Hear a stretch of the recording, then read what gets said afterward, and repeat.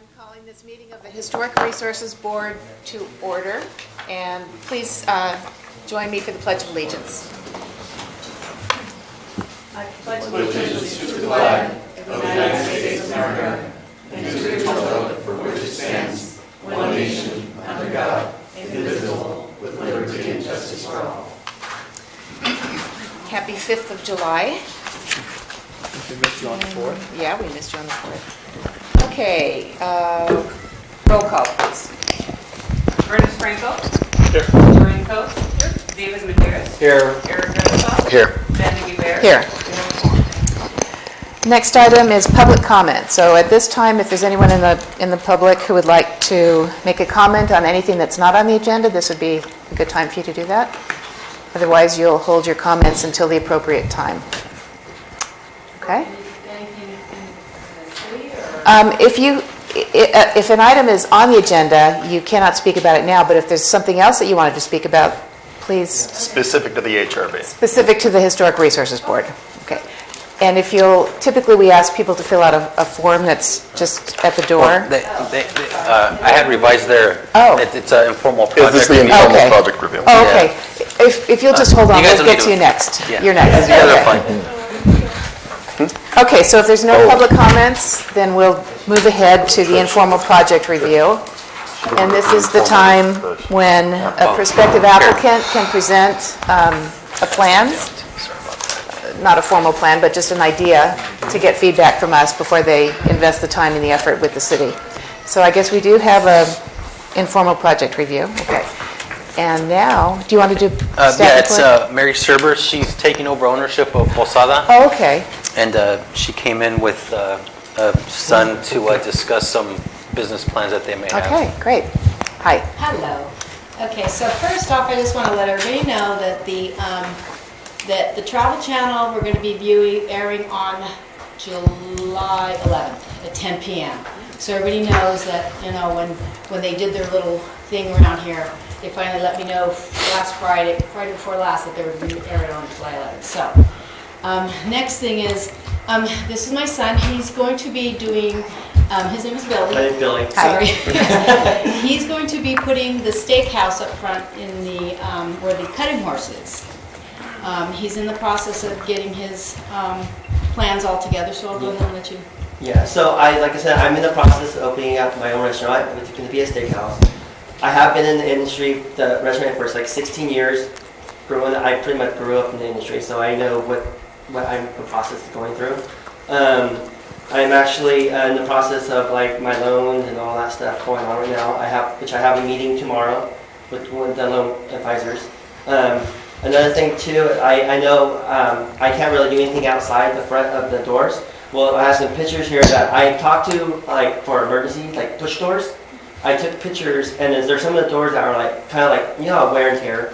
You know, I want how I can keep them, but kind of make them look presentable. You know, or like for example, for these right here, like this right here is for. Can I go up there and show you? Sure. Okay. Are you talking about the doors Yeah, on the 3rd doors Street? in the front of Third Okay. Street of the restaurant. Yeah. So I have this one right here. I don't know. This one right here is for the bar area, and then right here is the front door. Needs work. The main door. Oh, yeah. So I talked to a guy that does security for like doors, and he actually got me some quotes on like push doors. But like I said, I'll talk to my mom. But we kind of want to keep this layout. If you get something, he can get something for me on this door, but try to make it a little bit bigger so where emergency wise people can push out. Okay. But still kind of keep this thing. We'd like you to keep the So historic. what I'm going to do, I talked to my mom. Well, I'm going to call my friend. I sent him pictures of all the doors. I have one in the dining room, which we forgot at the hotel. And so I'm going to show him pictures and say if you can kind of get doors that like resemble. So you're talking about doors that from the inside you can push out? Yeah, like say like if something happens, an earthquake or whatever, they Panic can doors. Panic doors. Yes. Okay, okay. Can you continue with the podium? Yeah. You're on microphone there. Okay. Oh, sorry. Okay. Thank you. So okay. what he's saying, we see how you can tell the damage on those doors. Yeah. We still want to keep the integrity. I mean, because it's an historical building, but we don't know how to go about making sure that those match and fit so that we're not taking away anything from the building. We're just going to spruce it up, clean it up, and make it nice. But as far as those push doors, he really needs those for emergency access and, you know, ingress and egress Yeah. as far as the restaurant's concerned. Is there any way they could be converted to? Well, yeah, actually, my friend, he actually said I can make it converted. All I have to do is pretty much get the levers, Dimensions? the Oh. suspension, which that's all I'm paying for. But he said he can make it work to where I can still keep that, Okay. you know. That's But our and then intention. yeah, and then all he had to do is push on the back, put the panic bar Oh, yeah. back of the doors. So let's, yeah, we just kind of want to let you know that we're in the process of doing that, but we just want to know what the steps are because we know it's a historical building. We don't want to, you know, change the integrity of anything, but we just need to know what steps to take to get there, Okay. basically. All right. Commissioners, do you want to comment, ask questions? I think what we really want is to keep the facade. We've had that for I don't know how many years. Yeah. And if they used to start to put in, say, solid doors or, you know, something different, it would stick out. And we want to maintain the ambiance of the historic buildings, which is probably one of the reasons why you bought it, Of to course. be part of this. And so there are professionals who do this kind of work. Yeah. Matter of finding them, but I would not support changing. The To a outside different style. door. Yeah. Okay. Yeah. All I have right. no problem with the panic doors. I think that's a good idea. Yeah, because I'm gonna have a panic door on that main bar side area and then one in the dining room. So people can't come in through that door, they have to go through a certain door, but they can push out. Yeah, an emergency. Yeah. With a Yeah. buzzer that Yeah. somebody cheats. Yeah. Where Fat Willie's is, he's going to make that into part of the dining room also. Oh, that's Oh. part of yours too? Yeah. Oh, I didn't realize that. Yeah, so that is going to be part of the restaurant, but he's going to have a panic door there and also right there. Yeah. But as far as that other door is concerned, we don't know how to go about, I mean, you can see there's a chunk. But there is a Yeah. way about we can maybe sand it down. Yeah. You know, and I would have a professional look at it before you touched it. Okay. Because if you start doing something, you do some major damage that can't be reversed. Right, Whereas at this point, these guys have done this 100 times. I mean, okay, historical restoration and refurbishment is something very popular in California. okay. Do we have some local Did you craftsmen guys we could have any recommend? Contact information for us? I wouldn't know. There's various architects and designers that could probably give you a thing there. I think what you should be telling them is that if everybody is agreeable to go forward, they would have to make a formal application for a site design review of the exterior and everything. And at that point, they should employ some type of a professional architect or designer that's familiar with historical restoration. You know, I want to suggest, I'm originally from the Peninsula area. I know there are architects over there working with, I know they're members of the Pacific Grove Heritage Society, and this is what they do. Okay, They have restored Victorians, you know, to ultimate glory. And if they weren't doing it, you know, if they don't travel this far, they might know people in the industry who do. is there any contact number I can get? And Not offhand, but I where I could can probably look at it, like on a website or something? leave your email address with the clerk, and I will get you some names, at least from the Heritage Society. All right. perfect. Thank Okay, you. well, thank you. Thank you. Okay, thank you. Okay, next up we Anybody else have, want to talk about it? no, do you have any comments? No, I would just, on this particular subject, I mean, the city would be glad to help them and give them guidance and direction as to what to do with historical building. When it comes to permits and everything else, once you start filling that information out and going through that process, you'll begin to understand what direction you need to take in order to preserve that particular building. So I think the staff here, or even Ernest or myself, we could all help some. But that'll come along as you go start your permitting process. Okay, perfect. That's what we're looking for, Yeah. is guidance and help, you know, so we can do it right. Yep. And we thank you for coming to us with that question, because there's a shopkeeper downtown who replaced a door with something that wasn't old or doesn't even resemble anything old. So we appreciate your coming to us, and we'll see what we can do to help. Okay, thank you. Anyone else? No. Okay. Anyone from the audience who wants to comment? Okay.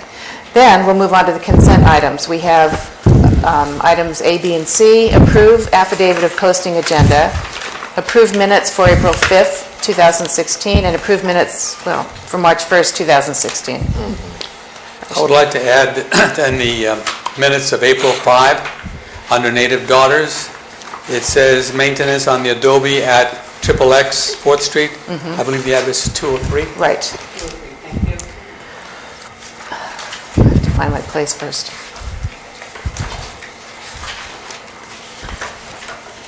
Okay, and I had a comment on item C, 4C. The last sentence says it was the consensus of the board to nominate the Morentis House at 1111 First Street for recognition. Just delete Morentis House. Right, Just say the house at 1111 First Street. right. Excellent. Okay, so with those changes, is there anything else? I'm good. Okay? Motion? I'll make a motion to approve the A, B, and C. That's it? Yeah, with corrections. With corrections? Okay. Second?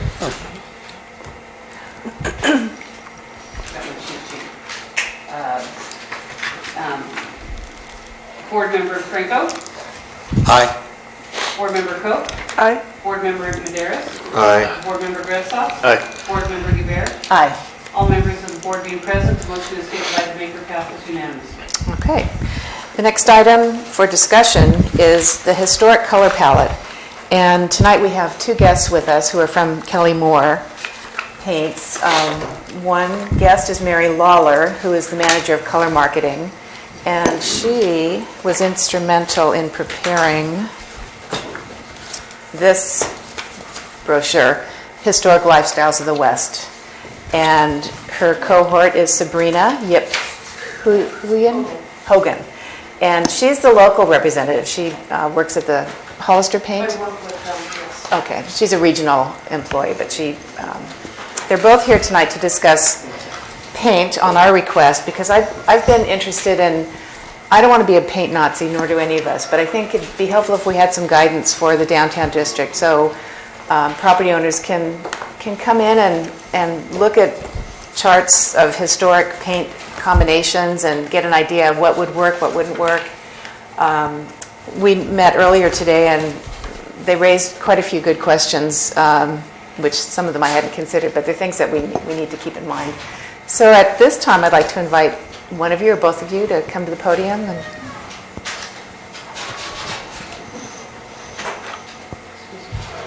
Thank you, everyone.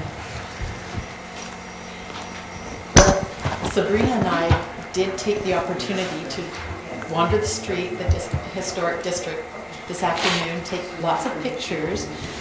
We offer a program whereby we can use those photographs and recolor them for you to show you how different colors can look. And what we propose to do is create a palette of harmonious colors for the downtown district, so that if you have a neighbor that wants to paint a building differently, it'll still coincide with the existing neighbor, but offer, so in other words, the main body colors would be very harmonious. The trim packages could be very different, and thereby still weave a beautiful look within the community. There could still offer quite a bit of diversity as well, but still keep it relatively picturesque, a nice streetscape for you. Now, some of the questions that we had. Oh, well, we were wondering about historical value, what you were looking for as a color. Were you looking for period? Were you looking for something a little bit more modern, but to keep with what the look is of the town? So, you know, to help us try to figure out some colors to put together in these packages of the color renderings of the town, we would need to find out what you would like to see. Well, one thing you mentioned earlier was the fact that some of the colors that might have been prevalent during the time of construction, Right. they were prominent because they were colors that were available. And Correct. But are they pleasing they to may the not be eye? pleasing, and they may not be pleasing to today's eye. So we'd want to keep that in mind. We want to be as historically accurate as possible, but yet we want it to be appealing as well. And it's somewhat difficult to be really historically accurate when, I mean, other than the dates of building, the stylings have been altered in several cases. Not everything really falls into a Victorian or craftsman or mission. They've been adjusted, and a lot of them are just homestead almost styling, which doesn't have a defined color palette per se. So I think the most important thing to do is to create something that isn't gaudy or outlandish, but still attractive and Okay. has some street value. Commissioners, do you have questions, comments? For them, For no. yeah. Yeah, for them, no. Yeah. No? Not yet. No, not yet. Okay. Well, I'm always thinking, but thank goodness. Yeah, I mean, I would like to think is that what is San Juan? You know, yes, it is a period. It's a time frame. You know, we have 200-year what do you call it? The reputation, experience here, or character. But what is San Juan downtown? I mean, what would be the color scheme for that? So I think something that's for the logo that in town, it's supposed to be something to do with spirit, in color, and I think harmonious, a community. What does it mean to bring people together? Those kind of colors, if there's such a color. I know that blue is very soothing. White is very, starch. Or black, and then if you're thinking of a period, if you go back in history, well, maybe the colors then was a poor choice on their part, but maybe it's inherited in the building. If it's historically important, then we want to stay as close as possible to that. But I think overall it should be harmonious, where it says something about San Juan, that when you come here, the color scheme represents us. So I think that would be great. And one thing What would that color be? Would it be a gray? Would it be a blue? Yeah. A green? Well, you have a multitude of buildings. So, from all the cities. And I wished I'd suggested that you go into the mission because, as David mentioned, we do have a new brand and a new logo, and it's a kind of a turquoise color, which is reflected. The doors. the doors, Yeah. We were looking at that. Yeah. And then Locate another that color is a kind of a Yeah. brick color that's in the interior. So those two colors. that could be celestial, or it could be like water, Earthy. river. Yeah. And I think the Native American would be the river of life kind of a thing. So that could be an important color, maybe for trim, where it can bring things together. And then inside the structure itself, there's other colors in there that's being explored, but it does represent pretty much what's always been there. So that might be a good starting point. Yes, I agree. I agree. Is the mission still open? No, it's closed. Is it closed? 4 o'clock. I think you could probably look online. I've got your email addresses, so I'll send you some images of the interior. Yeah. Perfect, because that's a good place Yeah, to start. that's a really good point. But you have any number of buildings too, and to try to, if you're going to grandfather in existing colors, and then you also have lead paint issues going on. So Yeah. anybody that does undertake a repaint is going to have to Be careful. be very Don't careful. break the coating. No. So you can't sand or anything like that. And my hope is that property owners won't just think it's too hard to choose a painter to have to come before us. We want to make it easy. We want to streamline the process, make it efficient, and give people some framework around which to make their decisions. And She took a lot of pictures, and what she can do is put different colors together on that same photograph for you guys to look at, on multiple buildings, and what it would look like. She took a street view of multiple buildings and put those colors on there too. That's great. We can build it for you so Yeah. that you can see. That'd be great to look at. Yeah. Is there anyone from the audience who has any questions or comments, or do you like the idea? Do you not like the idea? Do you? Okay. I brought some extra charts, so if Oh, you'd like good. to hang on to them. Okay, so that's we great. can look at them. Yeah. The nice thing too about Kelly Moore is they're represented in Hollister, so we prefer to shop local. We can help support We're also a California manufacturer only. Oh, We're founded in San Carlos, California. Okay. 70 years ago this year. that's something too to consider with Christopher Ranch, perhaps aligning with Kelly Moore for the interior paints or the exterior paints. Maybe even have them help choose colors for those homes. We do that. Yeah. I think a lot of effort went into the Creek Bridge homes, and I know a lot of effort will go into the new development as well, and it's just an idea. If you ever need a tour of the mission, let me know. If you ever need a tour of the mission, let me know. I'm a docent, and I'll be glad to accommodate you. I wish we'd have arranged it. I know. I didn't think of it. I didn't mention that Sabrina is from Hollister, is living in Hollister. Oh, no, Manteca. Oh, Manteca. Oh, wow. It's Hollister. We're both from Manteca. Okay. Oh. So they came a long way. Hollister Paint is one of my, Okay, so that's how the contact was Yeah. made. Okay. So we do appreciate your coming this way. Thank you for coming. Visiting us, and Thank you. It's been an enjoyable trip. good. I'm glad you enjoyed it.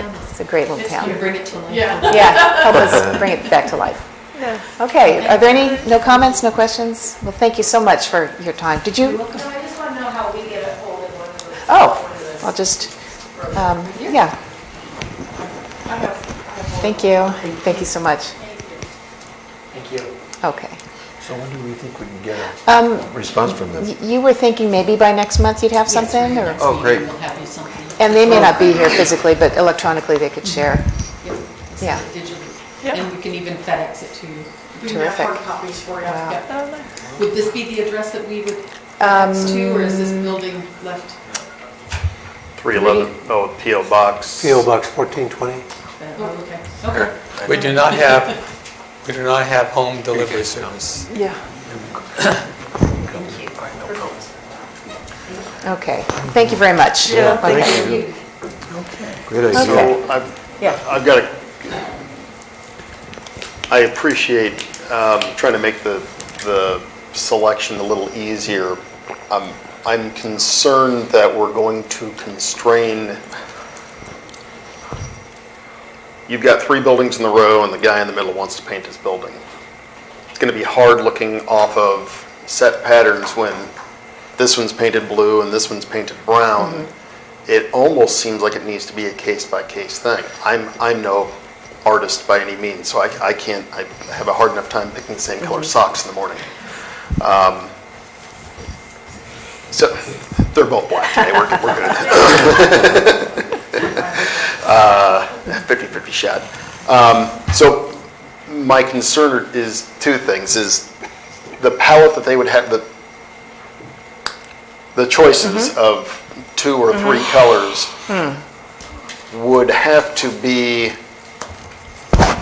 You'd have to have a fair amount of colors to be able to cover how it would look. Well, what I'm And thinking, complement with the ones next to them, and that's why I'm just concerned if we say, okay, you're going to put green with the pink and green trim, but then it's going to clash with the blue one next door, but it works fine with the brown one, and I'm just concerned. No, we would build a harmonious color palette where all colors would Could work together. Right. Right, so even if you So picked, it didn't matter what you chose. Okay. Beside the other person. Right. So it is a case-by-case Oh, yeah. basis. Okay. yeah, and I mean, I think people would have, I was under the impression that we were just saying, yeah, just giving some color options. yeah. Right, some like guide. What they're going to do is show what the town could look like, and certainly we would never tell anybody what they would paint No, their we building. never want to do Yeah. that. okay, But But the choices are, Just the color, the combination Okay. Of the body, because what we will do is propose a palette of body colors and a palette of trim and accent colors. take a photograph? So if you think of skin tones Oh, and nail polish I don't and know. lipstick. Your skin tones are your body colors and your nail polish and lipstick are your trim and accent colors. So it would be a harmonious palette that works together, so it doesn't matter what they pick. They'll always look good. so it is on a case-by-case basis, it's not, It okay. will always have to be. Yeah, no, and that's what I didn't gather, because you had said, Okay. oh, we set out a standard palette of colors, and it's like, Yeah. Yeah. that's not going to necessarily work But with. we do have an idea where we're going with it. Okay, That's all we're doing, that's all we're saying, that's all we're expressing. There are some existing structures in town that look like they've been recently Painted.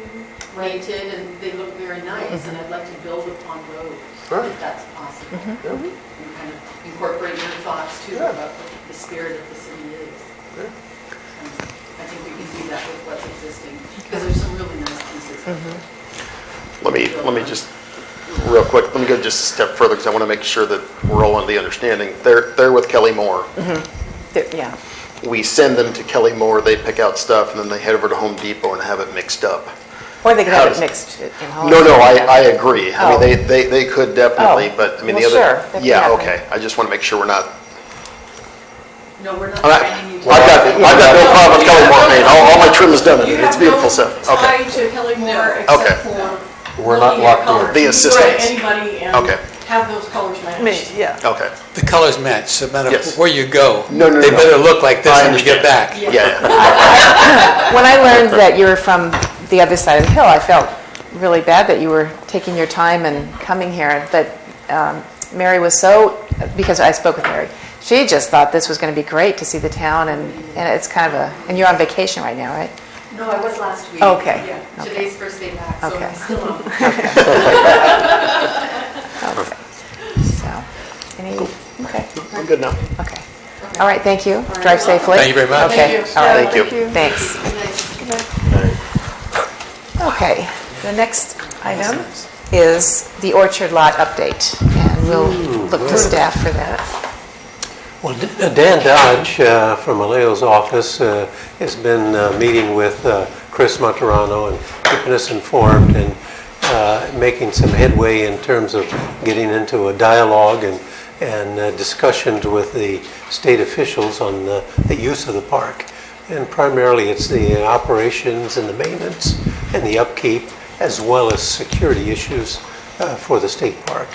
And those are the things that we've identified.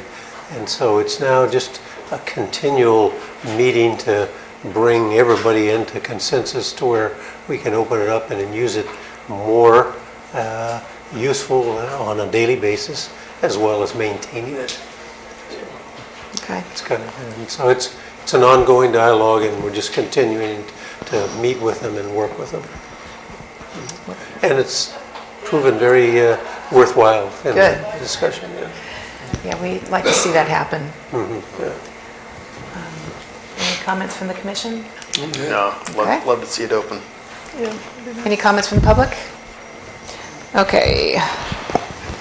The next item is adopting historic color palette. We're going to continue that. And I'm not sure we're ever really going to adopt. I mean, we might make 2 brochures like this available and say, if you're thinking about painting, think about these 2, like Kelly Moore and Sherwin Williams. But anyway, that's not what we're going to do tonight. Could it be just as simple as setting out recommended guidelines of present pictures of the buildings, two up and down each side, and yours, and present it to The property owners? and present it, and the Adam. property owner would then bring that to Kelly Moore or Sherwin-Williams or whomever. I mean, maybe just to give them just kind of a, I don't want to say guidelines, I don't want to necessarily force it, but just kind of give them the assistance to, this would be the thing if you're, before you painted a different color, you had, this would be our suggested process, and then bring those to us. But that wouldn't be a requirement, would it? I don't think we can. I mean, that's- Well, We can do an awful lot, but bottom line here, this is a policy. We try to make it convenient for these folks. They don't know where to go to start with in some cases. Right. So hey, take a look at this thing. These 3 things that we've got here. You pick either one of these. The colors are good for your building. This would be for the basing, the window channel, whatever. But that's step 1. Then they can choose from among that. But at least if they bring us a purple and green and pink palette, it doesn't look like this. It's not even close. again, we're just limiting it to the downtown Yeah, district. the historic area. Yeah. And it's more of a guide than Yeah, you Yeah. must. yeah, Yeah. yeah. But like I say, some folks don't know where to go, and by having something like this, we can save them a lot of trouble. They can go to their architect, say, hey, work within these colors, we like these. Palette ABC. I keep thinking of the old schoolhouse, the IOF, the tall 3-story building, which could be so pretty. It's such a big building, and it could really stand out, could be, enhancing the architectural features. So. Okay. All right, let's move on to comments from the Historic Resources Board. Nope. Okay. I have one comment. I walk down the street every day, the 3rd Street, and I'm still noticing that since the rib cook-off in May 21st, the sidewalks and the streets are still very dirty, and it's not very inviting. It's like inviting people to come to your house and not having cleaned up. And I'm sure we withheld a cleaning fee, right? Mhm. And they cleaned it once, but maybe they have to and hit it again. Oh, it really does not look good. Okay, that's all I have to say. City Manager? None here. Ready? No? Okay. Then I'll close this Historic Resources Board meeting and turn the gavel over to the Chair of the Planning Commission. Okay. Good evening. This is the regular meeting of the San Juan Bautista Planning Commission. Tonight is Tuesday, July 5, 2016. A call to order, please. Roll call. Andy Guevara. Here. Eric Redesop. Here. David Medeiros. Here. Lorraine Coe. Here? Ernest Franco. Here. All present. Okay. At this time, now we have public comment. If anyone would like to speak on an item that is not on the agenda, now would be the time. If there is an item on the agenda you want to speak about, please hold your comments until that item comes up, and that way your comments will be completely within the other comments, and when the record is picked up, it'll all be together instead of broken. So does anybody want to speak on anything that would relate to the Planning Commission? We know that lady. What's that? We know this lady. Oh, Julian Cosio, 181 Lane. But I have to still formally introduce myself. There you go. I just have a question on the Rancho Vista project, and it's been well discussed, so I thought, I don't need to bring it up. But I think I will bring it up again, just to question, where are we on the process of bringing that development down 3rd Street? Because that was something that was discussed at the Planning Commission as being a very important aspect, so that we didn't have a project that was just leaving out of 1st Street and not coming into town. And I realized there were issues with the Fish and Game, and that's why we didn't come up 3rd Street first, as I think a lot of us thought would be best for the project and for the city if they did that 3rd Street first. And especially with D'Ambrosia now getting ready to go forward with their project, it seems like it would be nice to have the two joined in at a similar time. So I'm just wondering, where are we on that Fish and Game issue? And I want to make sure that the developer is not forgetting how important that is to the city. No, it is very important to them, and the developer has chosen the builders for the home.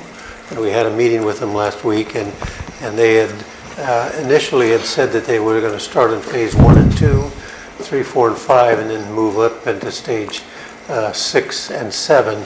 But with the new builders, I think they want to incorporate and connect 3rd Street to Lavanino earlier.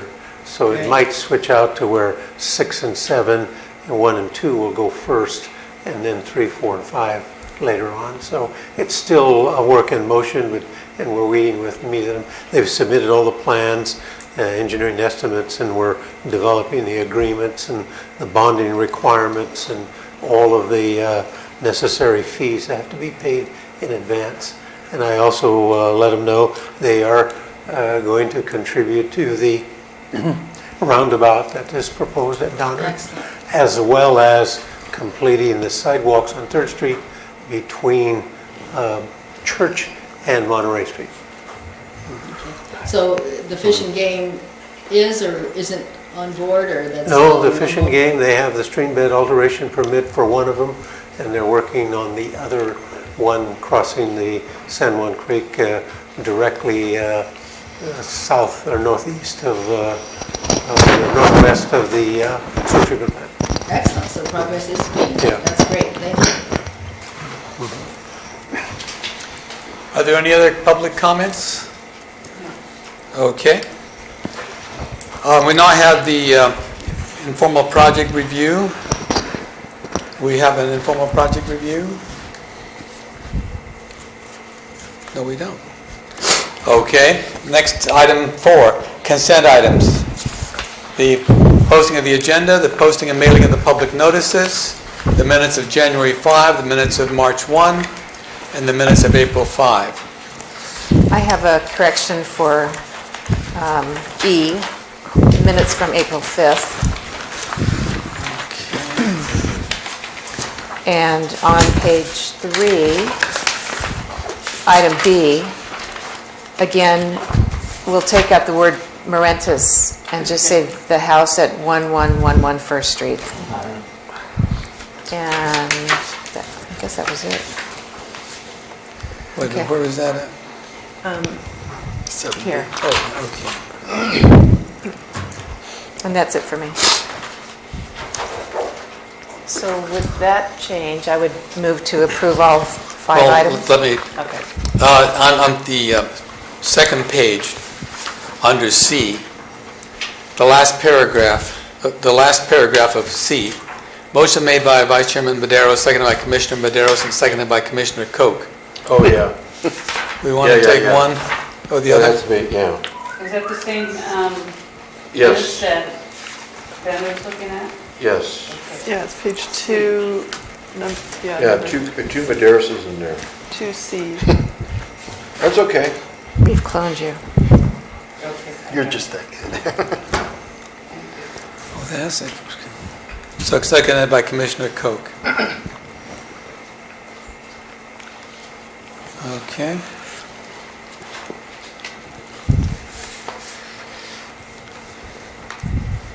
Again, over on page 3, under comments, planning commissioners, Chairman Franco announced the Cactus and Succulent Show and Sale in the community hall. I was just putting up the name of the event. Are there any other comments? Okay, let me see what we got here.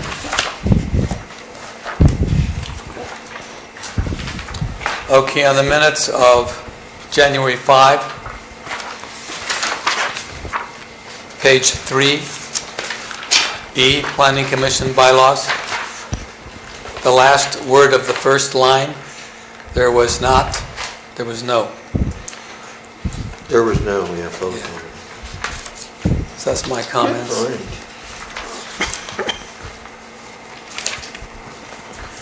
Are there any other comments, commissioners? Good, bad, or indifferent?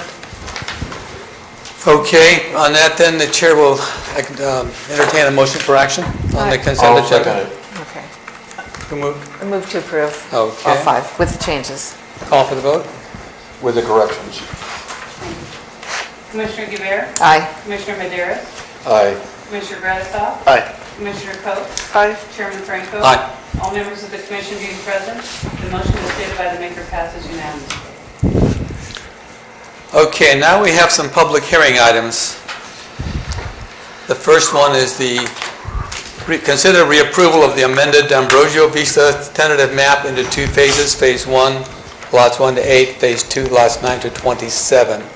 Then consider approval for site and design review for the same project. No, for Phase 1. Then consider site amendment. No, it's B. Okay, those 2, A and B? A and B, Okay. to start with, And since they're related. both Have to unclose. Commissioner Gratasoff and I have to leave because we live within 300 feet of the project. Oh, sure. Yeah, didn't need to draw. According to the Brown Act, anyone who lives within 300 feet of a project is defined to have a conflict of interest, even if they don't. Okay, commissioners, what do we got? D'Ambrosio here is, we approved it some time back, and we amended it some time back, and now we have new people. I would like to know, first of all, the developer is Elite Development, Inc. Is Elite Development, Inc. maintaining the name D'Ambrosio Vista? Or are you changing the name of the subdivision? Now would be the good time, since a bunch of changes can be made anyway. We were thinking about just keeping it. It's okay, we just want to make sure, because like it started with somebody else and new folks come in and a lot of times they change it, but it's your call. I just want to make sure that when you go through, when we start talking about it, or we start looking in the records, that we've got the same project. To be honest, we haven't discussed it too much, but me personally, I don't know. Okay, Put it that way. we'll keep it that way until you tell us. Okay. We'll get that straight. Okay. Okay, I guess we talked about this once before. Staff, give us a hand on this one. Where do you want to go with it? All right, so this first item is for the amendment of the tentative map, which splits the map into two phases. Phase 1 encompasses lots 1 and 8, plus the 3rd Street improvements, and then phase 1 is lots 1 and 8, 3rd Street improvements, and the grading of the phase 2, and then phase 2 includes lots 9 through 27. Now, it was approved by the Planning Commission back in April, I believe, and it was brought to the attention from the city attorney that we needed to amend our CEQA guidelines, being that there was already an adopted mitigated neg deck for the project. So rather than doing any type of an exemption or anything like that, we're just going to reuse the same document since it's an existing document and just follow those guidelines and mitigation factors. Okay. Let's see.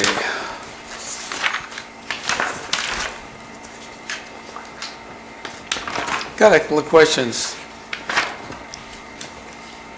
Would the applicant like to speak since you're here? Because I do have some questions afterwards. I'll introduce myself again. I'm Alan Adrad, MH Engineering, and I'm the project engineer for D'Ambrosio Vistas, representing Elite Developments. And we do have representatives from Elite Developments if you have questions specific to the portions that they're in, their interests involved. And I'm here to answer technical issues with regard to grading, drainage improvements, and the layout itself. Team approach.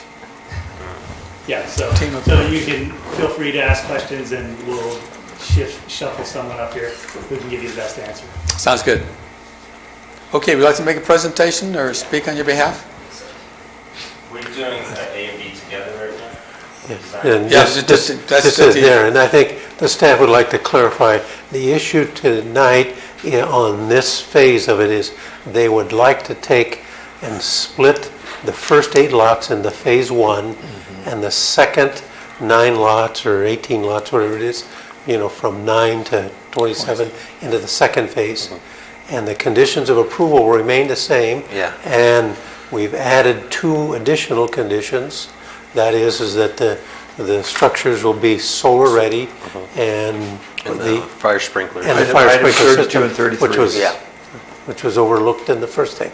Okay. But everything else is identical, and it would be that in the first phase of the construction and grading of the first 8 lots, the second phase will be graded so that there won't be any earth moving after the first phase is starting to build and everything, so that all of the earthwork will be done.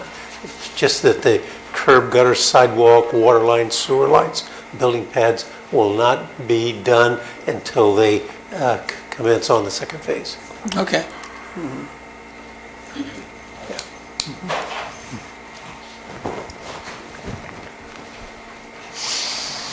My name is Juggy Tut, Elite Developments. We're from Watsonville. This is my brother, Hodge Tut. Good afternoon. So just to kind of jog everyone's memory about the conversations we had You can last pick it up and hold it if you want to. Just to kind of jog everyone's memory about the issues and requests and recommendations of last time were more diversity within the 8 homes. A lot of the time was spent actually talking about the street improvements that would all be mitigated by the adoption of this acceptance of this project. And thirdly, the other thing that was brought up was the elevation skyline.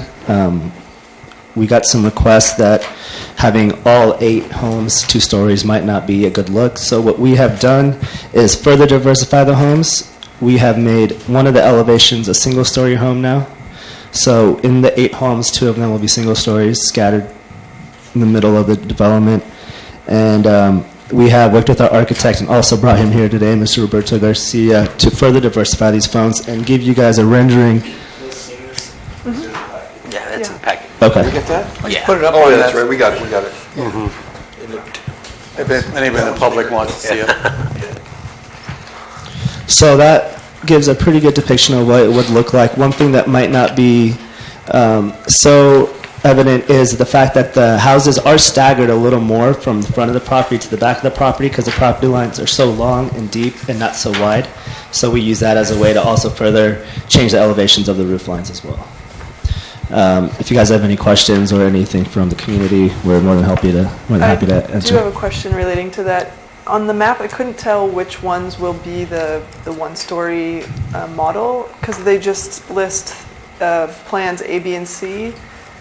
So maybe could you clarify which of the 8, 2 of those will be one-story? Yes. The plan is for lot 2 and lot 8 to be the one-story units. Okay. And the thinking is lot 8 being on a corner, it kind of breaks up, having a large, there's a transition from a 1-story to a 2-story. Right. So the corner was an important element. And then midway on the block, just having the 1-story to kind of break up the rest of them. So that was the concept. And so it'd be lot 2 and lot 8 are the 2 lots that we plan on incorporating the 1-story. Okay, and then I'm sure you've already accounted for this. I couldn't read the total square footage of each of these, I think because my map, the numbers are quite small. Oh, yeah. So I was just curious, I think it's in our design guidelines that the maximum size of the building can be 40% of the total footprint? And so some of them were up to 2,700 square feet, and on some of these, it looks like they're about 5,000 square feet, if I'm reading correctly. Again, I can't see it very well. The footprint itself will throw your numbers off. When it's a 2-story and you give the square footage of the house, that includes both levels. I see. Whereas the coverage is just the one-story. The one-story level. Within the guidelines for the lot coverage. Okay. Footprint-wise. Okay, thank you. And also, looking, I'm sure you guys have seen this as well, looking down 3rd Street, I'll put this up, it's not going to look like a straight line of homes, they're all kind of staggered. So as you're going around the corner there, some are going to be farther back and some will be a little bit more front. That was one of my concerns. Yeah. I just don't want to see a wall because all I think of is a tenement after World War II, and they just built hundreds of houses in a row. And they got housing, but we're trying to have quality. Yeah. No, and we also took into consideration that the garage has to be recessed at least 5 feet back, so all the homes have that too. Okay. Great. Okay. Commissioners, any comments, questions beyond that? Okay. One of the things that we have, since we're talking about approval now, we have had some problem with bonds.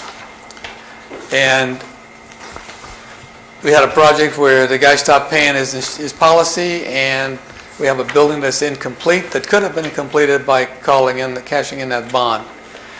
What can we do to guarantee that bonds will be available in the event that they're needed?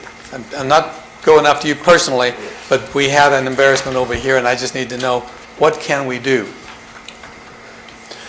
Any ideas? We talked with the bonding agent on that other one there and advised them, and then we will have an addendum to the bond writer that is approved for each project, that if any failure of payment there, they will immediately advise the city of the bondholder and the bondholder. Would that have prevented the one we have here? That would have prevented the one on the brewery, yes. Because like I said, that just gets to me that something that big, an embarrassment, we did so much work on that historical building, and all of a sudden it's just hanging there. and December would have been a good time to have a restaurant or something in there. And I just think I don't want this to happen again on my watch here. So, Roger, if you think that will work, I can live with it, but I just want to make sure that publicly we've got something. I've talked with the city attorney on that, and she was aware of that in Monterey when she was city attorney there, and there's a rider that we can put on the performance bond and the labor and materials bond. Okay. So let's see, what else have I got? Now, again, you just happened to come in at the wrong time for something like this. The issuance of permits. We had this case on 7th Street where the city was owed $8,000 to $10,000 for 10 years, and it should never have happened. So any money that's owed the city, I want to see all that come in before any permits are issued to allow any development on the property. They've got to be clear of anything outstanding. Mm-hmm. And again, this is something we missed, and it was even before your time. Mm-hmm. When it happened, it should have been collected.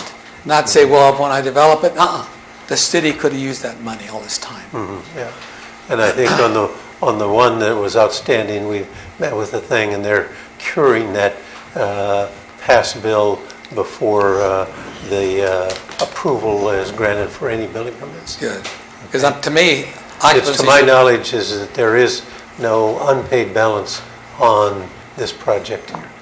Good. Okay. There's another thing that concerns me.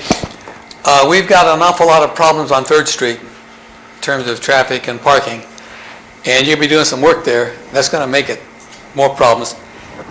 During your grading, is there a way that you could grade a section where all of your workers could park on a graded lot or an empty lot there?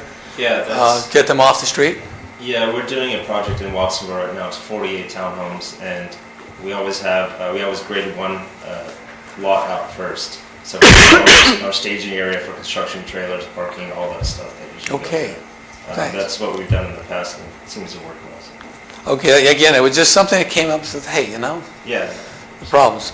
Okay, looking good so far. Commissioners. On the single-story units, is the floor plan going to be the same for both on the first phase? They'd probably be mirrors. So they're going to be mirrors, yeah, but basically the same? Yeah. And for phase 2, how many single stories are going to go in there? We haven't gotten that far yet. You haven't got that far yet? Okay. We're just trying to get this first part, get 3rd Street built out.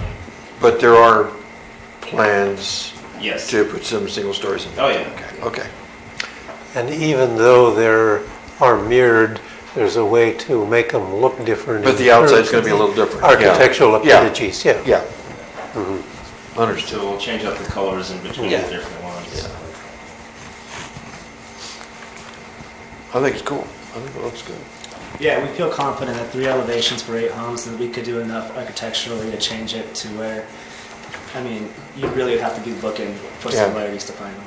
See, we're looking for not just diversity in population, but diversity in architecture, but diversity in architecture that is not so far out, but more California, more San Juan, and that's what I will be looking for in the design section of this. Nothing too modern and that kind of stuff. No, this is not a modern city. This is a historical city, and a lot of stuff goes on. But the thing is to keep that in mind.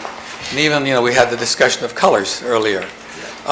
You could avail yourself of that kind if you needed that information. I know these gals would be glad to work with you. Yeah, we definitely do. Okay. I got a few comments with corrections on the resolution, but I can turn those in. Yeah, just a couple of spelling errors. Well, let's take the last line on resolution number 7, the last line. Should that be the area R2 medium density residential?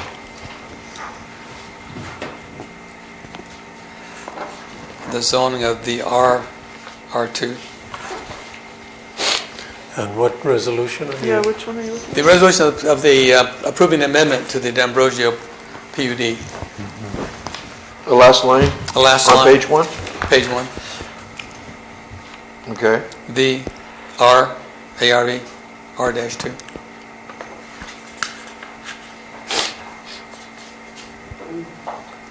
We have the same one? I do. It's a page right after the staff report. Oh. Whoa. Wait.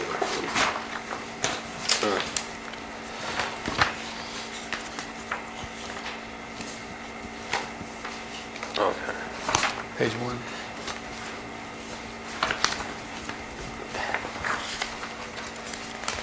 Last line. Strike out R, Should and be then area. just say R2, medium residential, and it should say district. behind it. Okay, oh, good. Okay, that's good. District. That's number 7. Yeah. Yeah. See, the medium density residential district, period. Okay. And on 3, you can capitalize subdivision map act because it is the name of the document. The third whereas, Planning Commission received the amendment of the D'Ambrosio Vista PUD tentative map.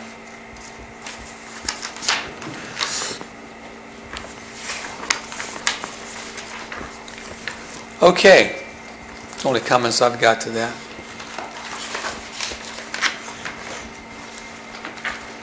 You know, there's something else. In the mitigation measures,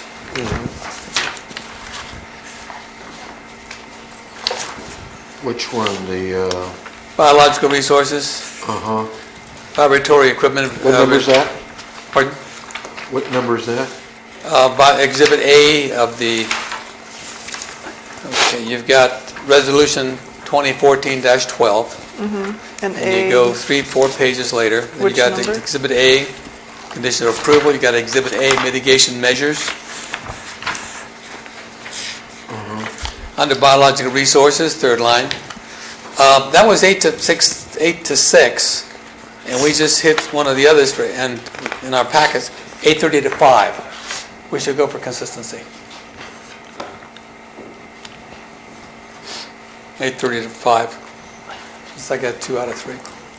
It's going to be 8:30 to 5? I think that's what it should be, to be consistent with the other 2 and what we've been issuing so far.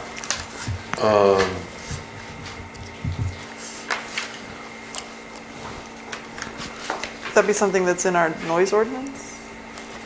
I think it's 6. In our It's noise something that you can establish on each project. It's at 6. It's 8:30 to 5. Let's see.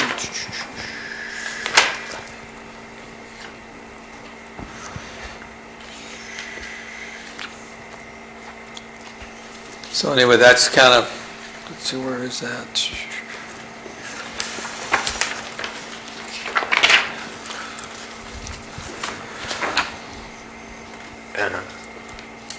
Yeah, 8:30 to 5.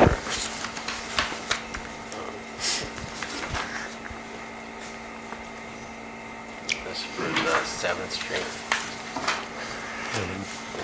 Would be under biological. Yeah, it's, Yeah, got it. okay, 35, then I found Anthony Nicole is 8:30 to 5. Okay.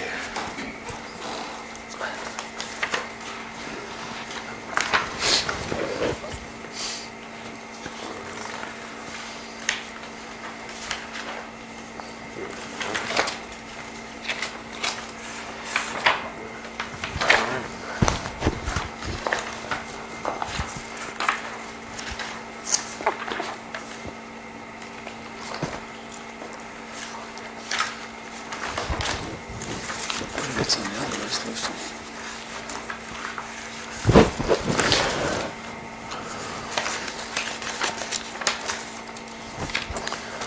And the next resolution number? 26. Okay, do you want to leave it, or do you want to move it consistency?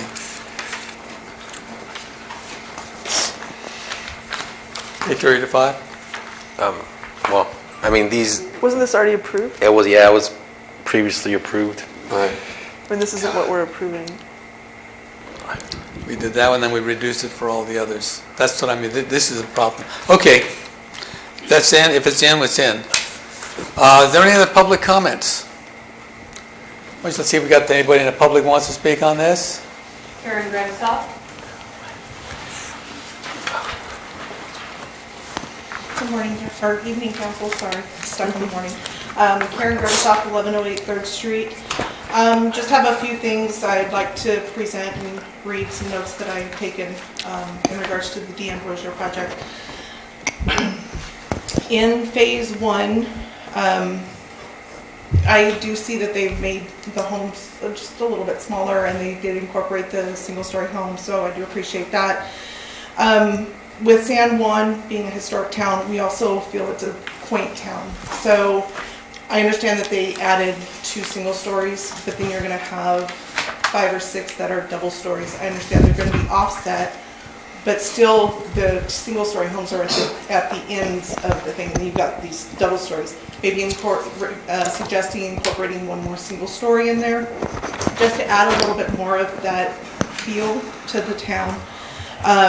And I do see that they have done different diagrams of how the homes look and feel, so I do appreciate that. That was one thing. The parking is, of course, always going to be an issue that I'll be bringing up because I live there, especially in that bottle cap section of the road. Suggestion I would like to make is, sounds like it's going to be in the second phase, because it's for, the suggestion I have is for the second phase, is putting a walking path between properties 22 and 24. San Juan has been known to be, and we want to keep that walking feel to San Juan. With the homes there in the cul-de-sac, they'd have to go all the way down the street and then up 3rd to get to downtown. So maybe trying to figure out putting a walking path in there to Church Street to get them a little bit closer on those back homes. You mean to like lead into the cemetery? Yeah, but yeah. Lead them out toward Church Street if possible, if there's a way to put it, or alongside of the cemetery, not directly in the cemetery. Oh, yeah. So just kind of making it to where those back homes can still be able to get to downtown without having to go all the way around the whole block. Mm-hmm. It's just a suggestion, and it also falls into the 2035 general plan in regards to making it a walkable town. Walkable town.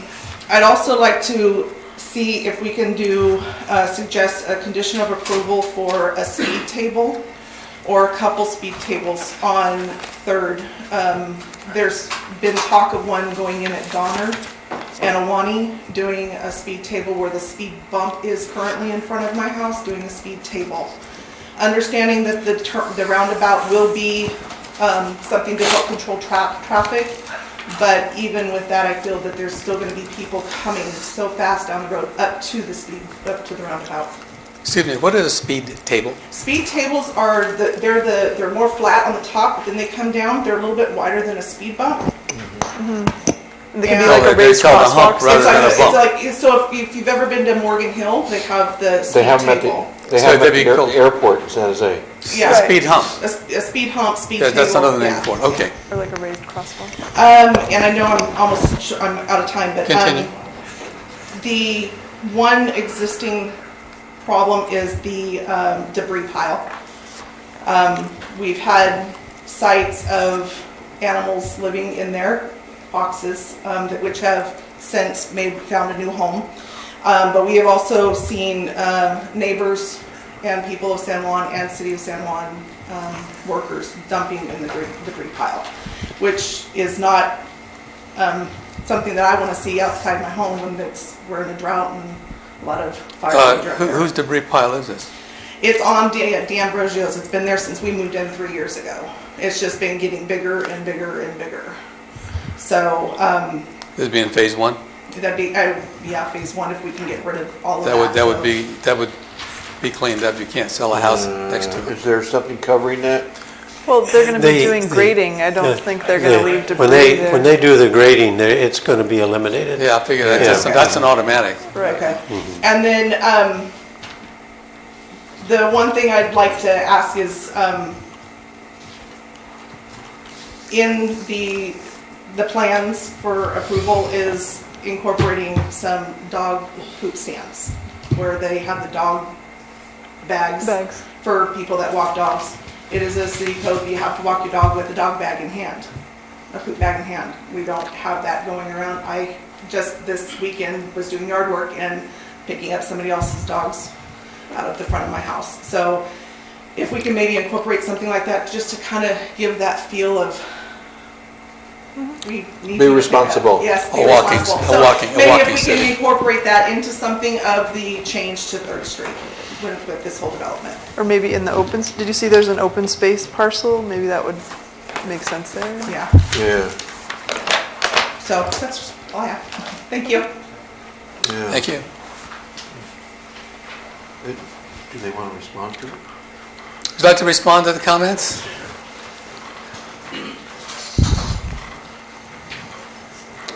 Yeah, that's a good.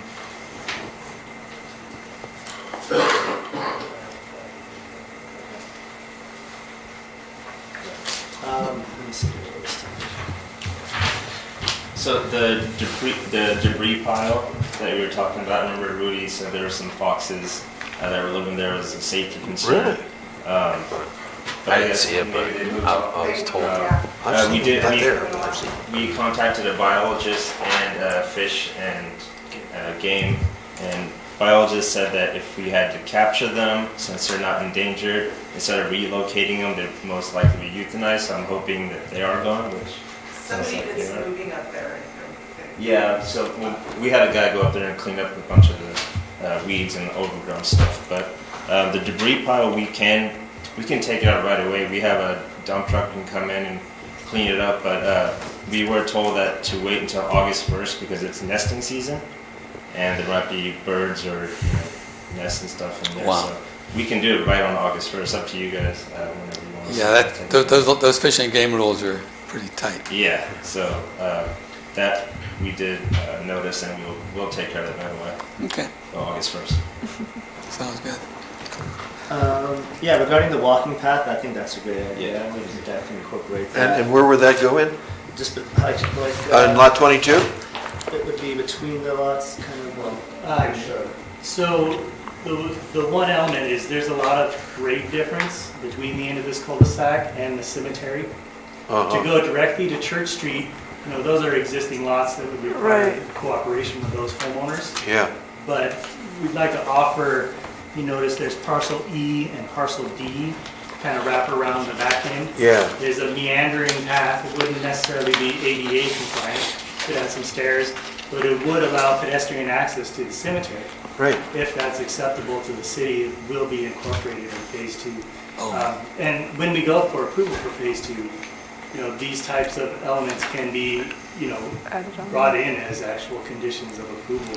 Okay, keep in mind, the cemetery is not owned by the city, it's owned by the cemetery district. Right, so what we're doing is we're offering, we're willing to cooperate with whatever goes on with the cemetery district, but direct access to Church Street is not our, we don't have the...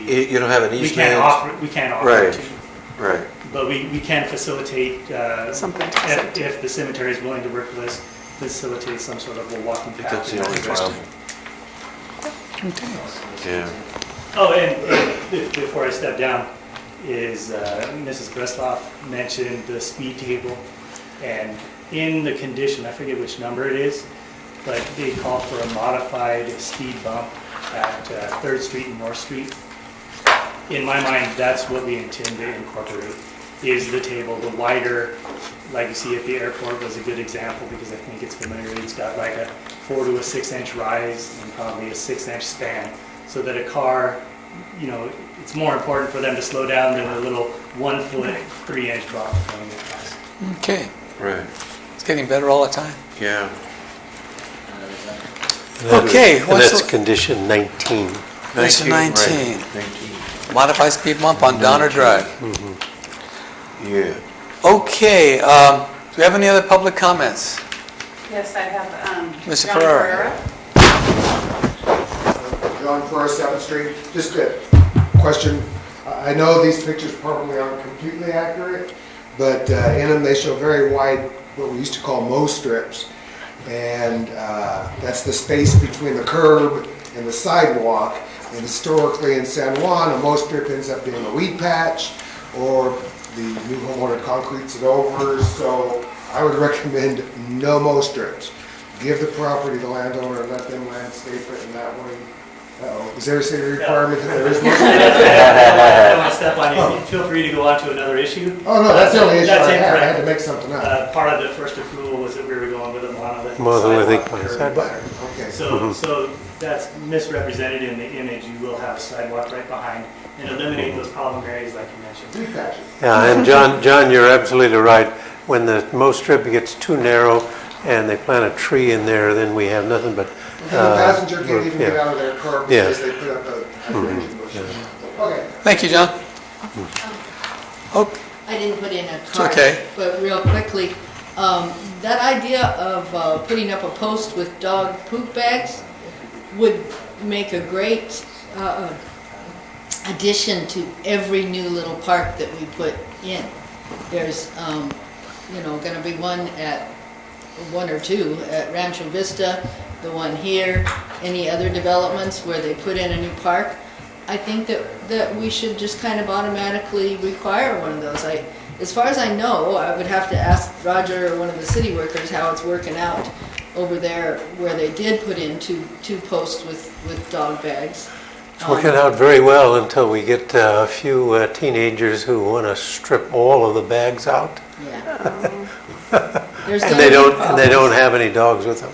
Yeah. Yeah. And then all the dog bags are gone for the Yes. people who want to use them, and you've got a mess on your hands. Yes. Yeah, so it's something to consider, but for myself, I always carry a bag with me, and I just said always, but of course, that's not always true. My dog might go twice, and if I only brought one bag, I need those things, because I like to always have something handy. I never want to leave any remnant of my dog on someone else's property. So. We've installed them at the Lux Library and at Abbey Park, and the next stop will be at Baruti Park. Yeah, well, I think that's great that the city's doing that, but if we require the developer to do it in their parks, then we won't have to come back later and put them in. It's just that's a good idea. Yeah, that's a good idea. Wasn't mine, it was the Karen's. Yeah. Okay. Any other comments from the public? Close shop then, and we'll go back to the commissioners. Commissioners, any other final comments? Good, bad, or indifferent? I'm still thinking. You'd like to continue to think more, or?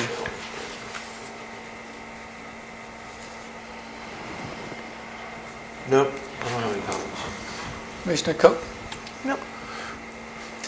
Okay, the chair will entertain a motion for action on this one to create phase 1 and 2 of the original map.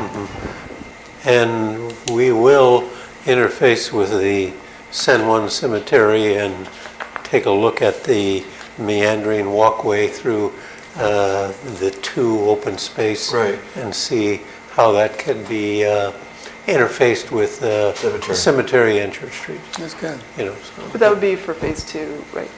Yeah, and it'll occur at phase 2, yes. It's a good idea. It might take some time to work between the district and the city. So we're good. Okay, motion for action. I'll move to approve resolution 2016, did you say 28? 26? God, that many. A resolution of the Planning Commission of the City of San Juan Bautista approving the amendment to the D'Ambrosio Vista PUD tentative map, Phase 1, Lot 1 through 8, and Phase 2, Lot 9 through 27. Is there a second on the motion? I second it. Call for the vote. Commissioner Guerrero, absent, recused. Commissioner Maderas, Aye. Commissioner Gradstoff is recused. Commissioner Coe, Aye. Chairman Franco. Aye. With 3 members of the commission being present, the motion as stated by the maker passes 3-0-0-2. Okay. Did a lot of work on this one. Okay, the next item we have is the approval for, request for approval for site and design review for the Ambrosia Vista 1-8 Phase 1. We have a resolution for that one. So this is only for Phase 1, and they have submitted some pictures of some units. And we now can talk about it. Staff, you want to start off with it? Okay. Now this item is for the site and design review for Phase 1 of the D'Ambrosio Vista project. Attached are models or elevation of the models, floor models, and then they also have a cross-section of what the homes will look like. Let's see.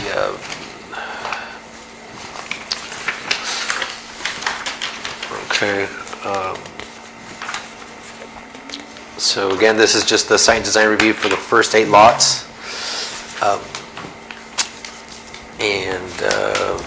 I'll leave it up to D'Ambrosio or Elite Development if they need to fill in any information. Would you like to make a presentation before we start the discussions? Most basically the same presentation. But if you guys have any questions on it.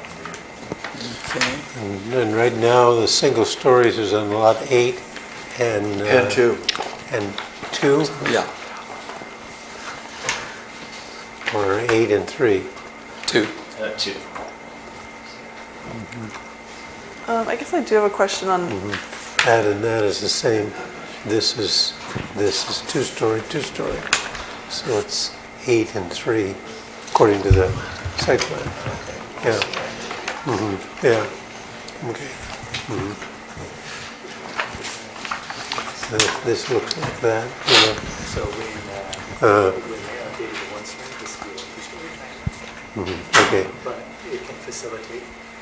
Yeah. Okay. And I'll make it a part of the record that the 1-story lot, we can facilitate 2 1-story lots. If you'd rather have it on lot 3 instead of lot 2 in that area, that's doable. At your direction, we can incorporate. Which gives us a perception of greater diversity in architectural design. Yeah. That's what I'm looking for. I'm just not looking for 8 houses stacked up on this thing. Like I said, when I think of tenements and World War II housing, I'm ready to say, back to the drawing boards. So it's going to be you folks selling this to the city, saying, hey, we think this is the best idea because. So which of the 2 or 3 will give us a better perception? And a lot of this is perception. It really is perception, and so we'll take your input. I'd like to point out the rendering there that is presented right now.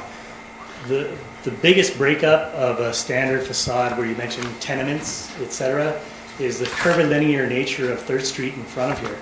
And so you've got these buildings staggered in kind of like a serrated pattern. It really breaks up the bulk of the lots being all in a row. This is not your tract subdivision where everything's lined up, everyone's got the same setback. Every lot will have a variety of setbacks in the front because you've got garages set back with porches coming out, and it's really staggered and really trying to think of the best word to really alleviate your concern that you'll have this long row of houses all in a straight line. There is no straight line along 3rd Street for that to even happen. Okay, so what is your professional recommendation for the best diversity based on what we have here? The mix that's on the plan now is sufficient in my professional opinion. It is just a professional opinion, and when it is an aesthetic as such, we'll take your input. We prefer it to the 1-story to be on lot 3 instead of lot 2. You'll have 2-story, 2-story, 1-story, then 3 2-stories and the 1-story on the end. Now, 1-story on the end is a little bit easier for me to defend because it makes a transition from a street where there's no building to a 1-story to a 2-story. When they're mixed in along the line, one side or the other is tough for me to say one's better than the other. Either way would work. Okay, thank you. Yeah, well, actually, there's really no straight lines anywhere, except for lots. I mean, if it does make a difference, the house that's currently there on the very edge, closest to lot number 1, I believe that's a single story. So Yeah, it kind of maybe if it works. Maybe if it went two stories and then number 3 was a single story again, right, it would break it up a little bit more along that street. But yeah, I agree, there's not a front that's straight, so I think the staggering will be good. So you'd rather have it on 2 or 3? I think maybe 3 in that case, Okay. if the lot right next to 1 is already. Yeah, I like that too. Okay. So 3 and 8? Yep. Okay. Now, the diversity of design. Now that we know wherever they're going to go, they've given us some models or some pictures here. Do these express what we want for San Juan Bautista?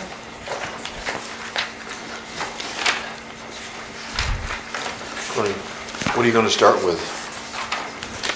If I have a chance on the 1-story, 2-story, there was another element of having the 1-story on lot 2, and that was, once you get past lot 2, you really don't have the influence of like Miss Bresloff's house across the street.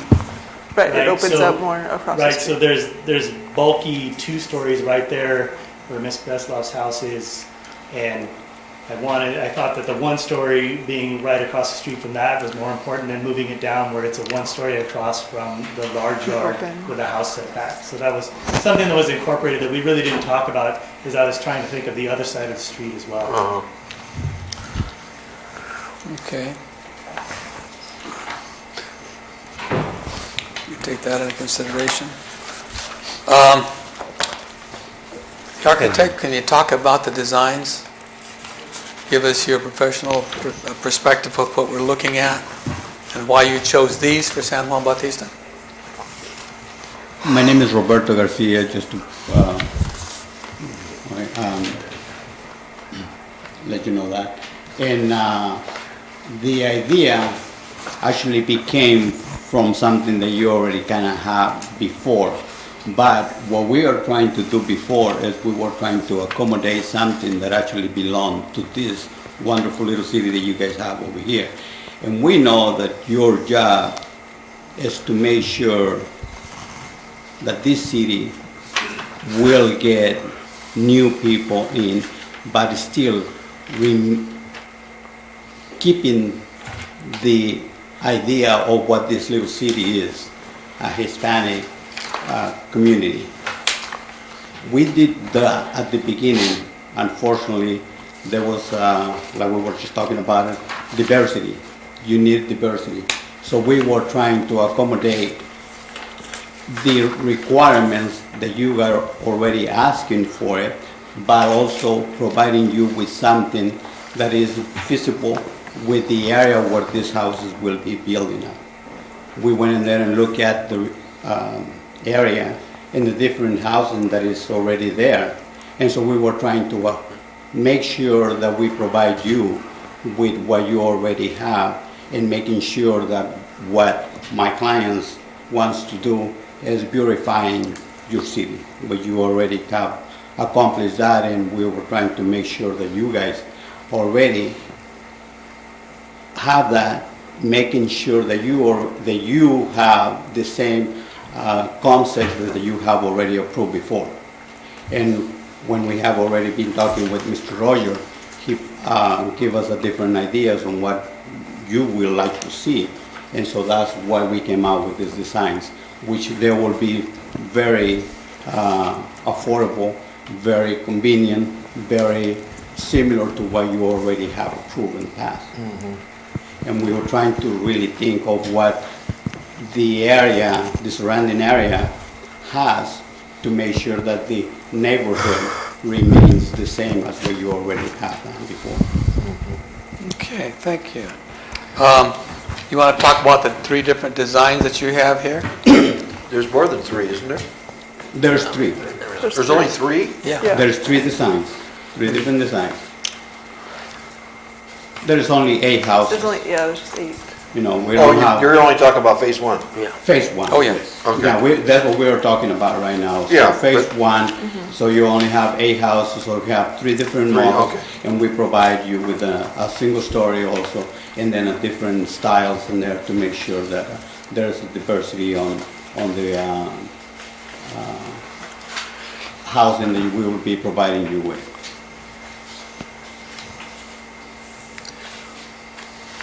I just have a question for clarification. Sure. On front elevation model number 2, I think last time we talked about the bell tower, or I don't know if it's a bell tower or a chimney.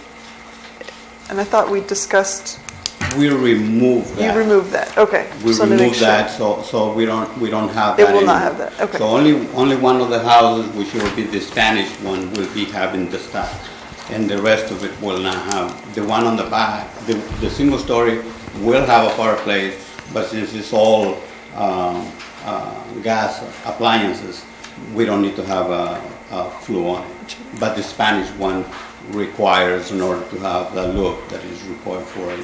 Okay, so that one will remain, the others will Correct. not, okay. Correct. Okay. Get some comments from the public? Karen Gretasoff? We'll take some comments from the public, Mr. Garcia, and then we'll get you back. Anyone would like to speak on this architectures of these, the design, the reason for them? Good, better, and different? Anything we say will be of benefit to the developers. No public comments. Okay, back to the commissioners. Okay, so Model 2 will have a facade for a chimney. It sounds like it will actually have a chimney. Pardon? It sounds like it will actually have a chimney. It will have a chimney, but will it have a wood-burning fireplace? No wood burning fireplace. No wood. Okay, this is just an architectural feature. It will have a fireplace. Gas it will be burning. a gas appliance. Right. So it will be a gas appliance because that's kind of like what right now we wanted it to protect the environment, and so we don't want to do wood burning fireplace anymore. So all of them will have a gas appliances fireplaces. As long as you put a lot of thought into the final product here, and I appreciate that. Thank you. Yeah, that's what we're trying to do. Make sure that you're happy with what we're trying to do for you. Okay. Okay, commissioners, what do you think? No comment, I'm ready. Commissioner Cook? Yeah, I think we went through these before. Okay, let's take a look at our resolution, see if we got anything going for it. Resolution, there we go. This is always the hard part to find here. So are we ready to make a motion? We can. If, Is everybody ready to make a motion? Would it be 7? yeah, I think we've asked a lot of questions, got some direction, got some feelings for it. Unless See there that they've thought about a lot of things that, we hadn't asked about. were any further comments from the public? Didn't Do seem we have to be. make any corrections on this? No, I got Did you through find okay. You didn't find anything? No.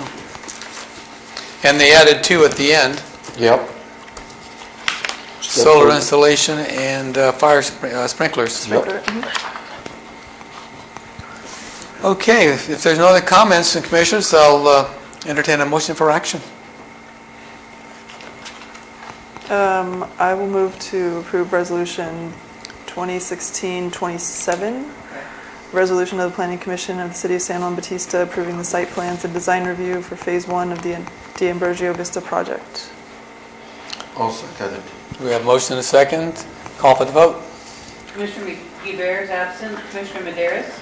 Aye. Commissioner Gretasoff is absent. Commissioner Coe? Aye. Chairman Franco? Aye. With 3 members of the commission being present, the motion is stated by the maker passes 3001. Two. Trish, on the first resolution, did you put the corrections, a statement in there, including the corrections that we? Including corrections. Okay, good. Thank you, gentlemen. We look forward to seeing your projects. I think it's going to make a big difference in that end of the 3rd Street. Yeah. Positive interest down there. You're welcome. Is that you? Thank you. Okay. All right. Yeah, I think it's important for the commissioners, sometimes we have to ask embarrassing questions and we get embarrassing answers, but you have to ask them. Okay, I want to chase down our commissioners.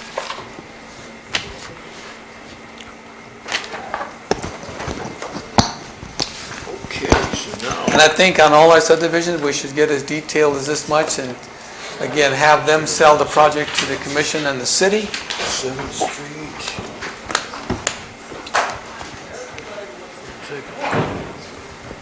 Hope you all made the right decisions. We certainly did. Asked a lot of embarrassing questions. You'd have been proud of us. Okay. Chair notes that 2 commissioners who had to abstain themselves because of conflict of interest by the Brown Act are now back. The dais is complete. Okay, item 5C, consider amending the site and design review for 403A 7th Street. The applicant is Anthony Nicola. We have a resolution amending the site and design review for colors only. Staff. Okay, so the applicant, Mr. Nicola, decided to change the color scheme to his home, which is just about done. They're on 7th Street. So I attached what he had proposed there in the back. I do apologize if it doesn't come out as good as it. Which one's the house? Huh? Which one's the house? Oh, probably the beige. Not necessarily sure, probably the beige, but I think Mr. Nicola could help us out. The color scheme for your. Just to describe it. No, we've got some colors. We don't know which one's going to be the house, which one's going to be the trim. Oh, okay. So the number 1 on top is the main color of the house. House, okay. 2 is all of the trim around the doors, the windows, porch area in the front, and then 3 in the bottom is the color of all the shutters around the windows. Shutters, okay. Is number 1 kind of a taupe color, kind of a brown gray, or?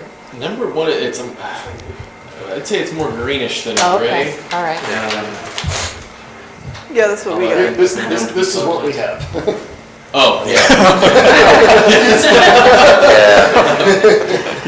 So, and I thought jungle camouflage. Well, that doesn't look like what I would think. That's like a Toner was not quite. No, Mustang, yes. Oh, and okay. So the number 3 color, is it kind of a reddish? 3 is like brown. Oh, okay. Yeah.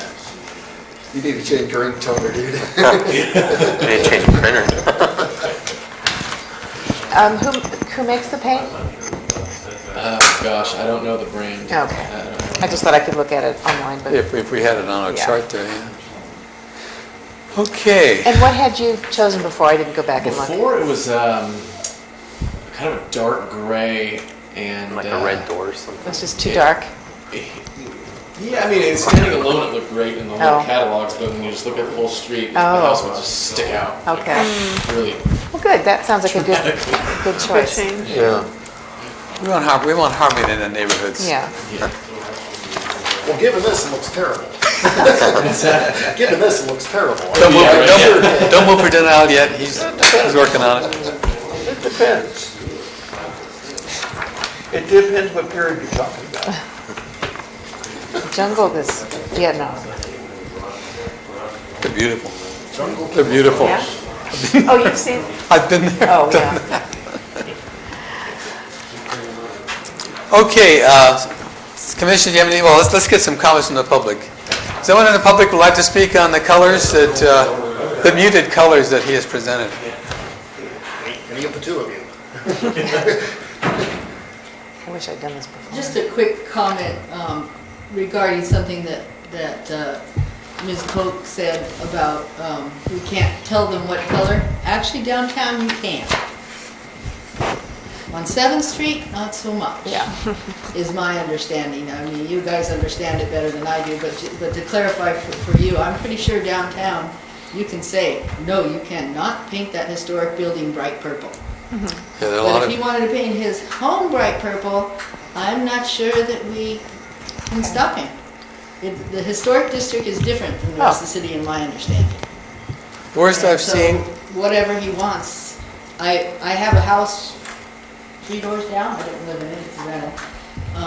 And I had no problem with the color of his house. The worst I've seen was a White House with a 12-inch plate, polka dots painted black. The whole house was black polka dots on a white background. I've seen a couple of pretty exciting colors, schemes. One of them was orange, and then because there were so many neighborhood complaints, he kind of went over it with a brown and kind of made it a burnt orange. It looked a lot better. Huh. It was still pretty bright. So this is it, yeah? Can you, Yeah, it's a bare paint? Yeah. Yeah, I think that looks fine. Okay. I got a bunch of problems with the resolution, so I don't know if you want to hear me out or... Oh, this... Well, now, Oh, you mean the, have we already approved the resolution? No? no. We've been talking about the change of the color. Wait a minute. I thought all we were talking about was the change in color. Right, and it takes a resolution to change it, because it's a resolution that gave them the color. So Okay. basically what you're doing is you're amending the original resolution Because of the color. because of the color. He wants to change whatever's on the resolution. It takes the resolution to amend it. Yeah, I do have a problem with the address. Well, it's stated differently on both. On the front, it says we're looking at 403A 7th Street, and on here it says we're looking at 407 7th Street. Can you confirm the address? I think it's 405 7th Street. Wow. Because earlier on, it didn't even have an address, right? No, 'Cause it was, no. We're trying to work out the kinks on the numbering, and we're not having some support from some of the neighbors there, so. But yeah, it's just listed differently in different places. So the neighbors are having a problem with the numbers on the house? Well, because was it 401, 403, The Mr. Nicola, then it's 405. Then the sequence is not right, and somebody didn't get the interval right, and now it jumps from 1, 3, and then 5 to 9. And there's 7 missing, and so we wanted to move 5 to 7 and then make Anthony's 5, and it's creating a little bit of problem. Is there on the opposite, just my 2 cents, on the opposite side of the street, you is there can't. a number that's not used that? No, you can't. It's one side's To even, the- one side's odd. To the west is odd, to the east is even, and that's the standard throughout all cities. So whatever we approve today has to be the number? No, it's just leave it as is, and we're trying to work that. Yeah, we Okay, could we cite need the seven. APN Okay. number instead. Okay. All right.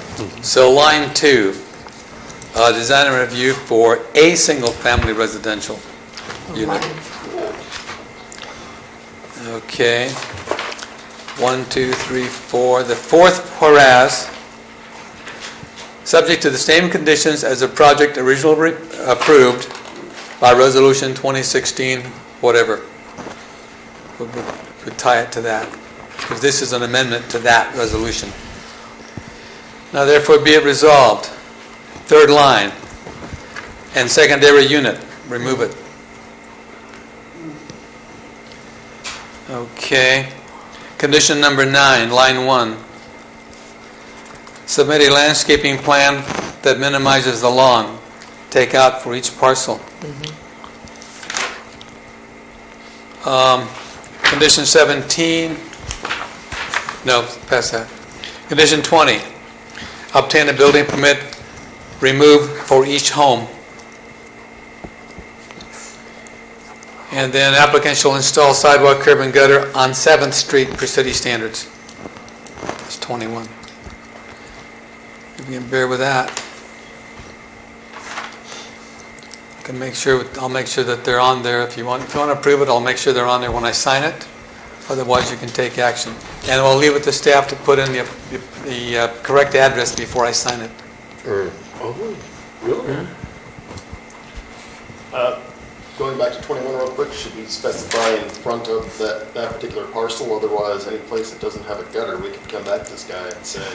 I'll take that too. On the other end, there's 100 feet of gutter and sidewalk. What would you put in there? I would just put gutter and sidewalk directly in front of home. Yeah. Like, 'cause it's... Or On 7th Street per city standards in front of home? Yes. We always refer to it as along the frontage of the parcel. Okay. Okay, it's a long frontage. A long lot frontage, okay. Just trying to save you for some loophole 6 years down the road when somebody says, hey, I need this curb and gutter, and they find this. Well, for bearing with us, we've got us a resolution we can work with. Commissioners, any other comments before I go public? No other comments from the public? Any comments from the public? Okay. There being no comments, Chair will entertain a motion for action. I'll make a motion to approve resolution of the Planning Commission of the City of San Juan Bautista approving the amendment to the original site and design review for blank, blank, blank 7th Street, parcel number 002-380-020, car only. With corrections. With corrections that have been mentioned at this meeting. I'll second that motion. Motion made and seconded. Call for the vote. Commissioner DeBeer? Aye. Commissioner Medeiros? Aye. Commissioner Grossoff? Aye. Commissioner Coe? Aye. Chairman Franco? Aye. All members of the commission being present, the motion is stated by the maker passes 5-0 unanimously. Okay, another project. Real Thank good. you. Thank you. Okay, now, D. Consider approval of a site and design review for a secondary unit at 505 2nd Street. Applicant Andy Moore. We have a resolution for site and design. Staff.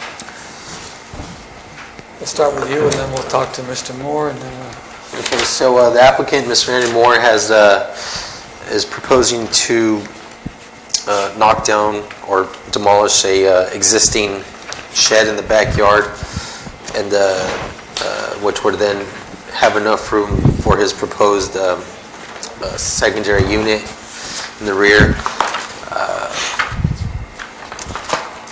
The color scheme is going to be the same as the existing, the main home. is this in the historical district? This is just down the street. Yeah, no, it's out of it. Okay. Yeah, I just didn't know how far it went down. Yeah, I had to double check a couple times, but yeah, no, it was right out of it, so that's in the clear there. Yeah, I mean, if you guys have any questions, applicants in the audience? Mr. Moore.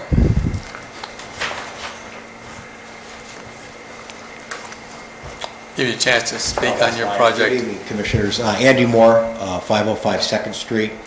I purchased a house in 2007, and in fact, you don't want a copy of the same painting scheme that's on there now because it's a mess, but I do have the paint, and I'm going to probably go earth tone, on the main house. I came to the city, and I have, my mother's 89 years old that has a huge house over in Watsonville, and myself and my brother live in San Diego County. He lives on Browns Road, and she said, gosh, too bad I couldn't, get a little unit or something, and I said, let's see what I can do. I'll talk to the city staff and see if I can, I'll put something up on the property. So that's how this thing kind of got going, and I just came to Roger and I said, do I fit the criteria?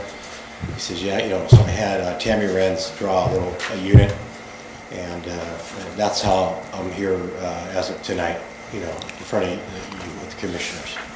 So that's it. A granny unit for a granny. This is a first. A true granny unit. A true one. Yes, got to be good. Got to be good to this one. Okay, is anyone in the public would like to comment on this? Okay, commissioners.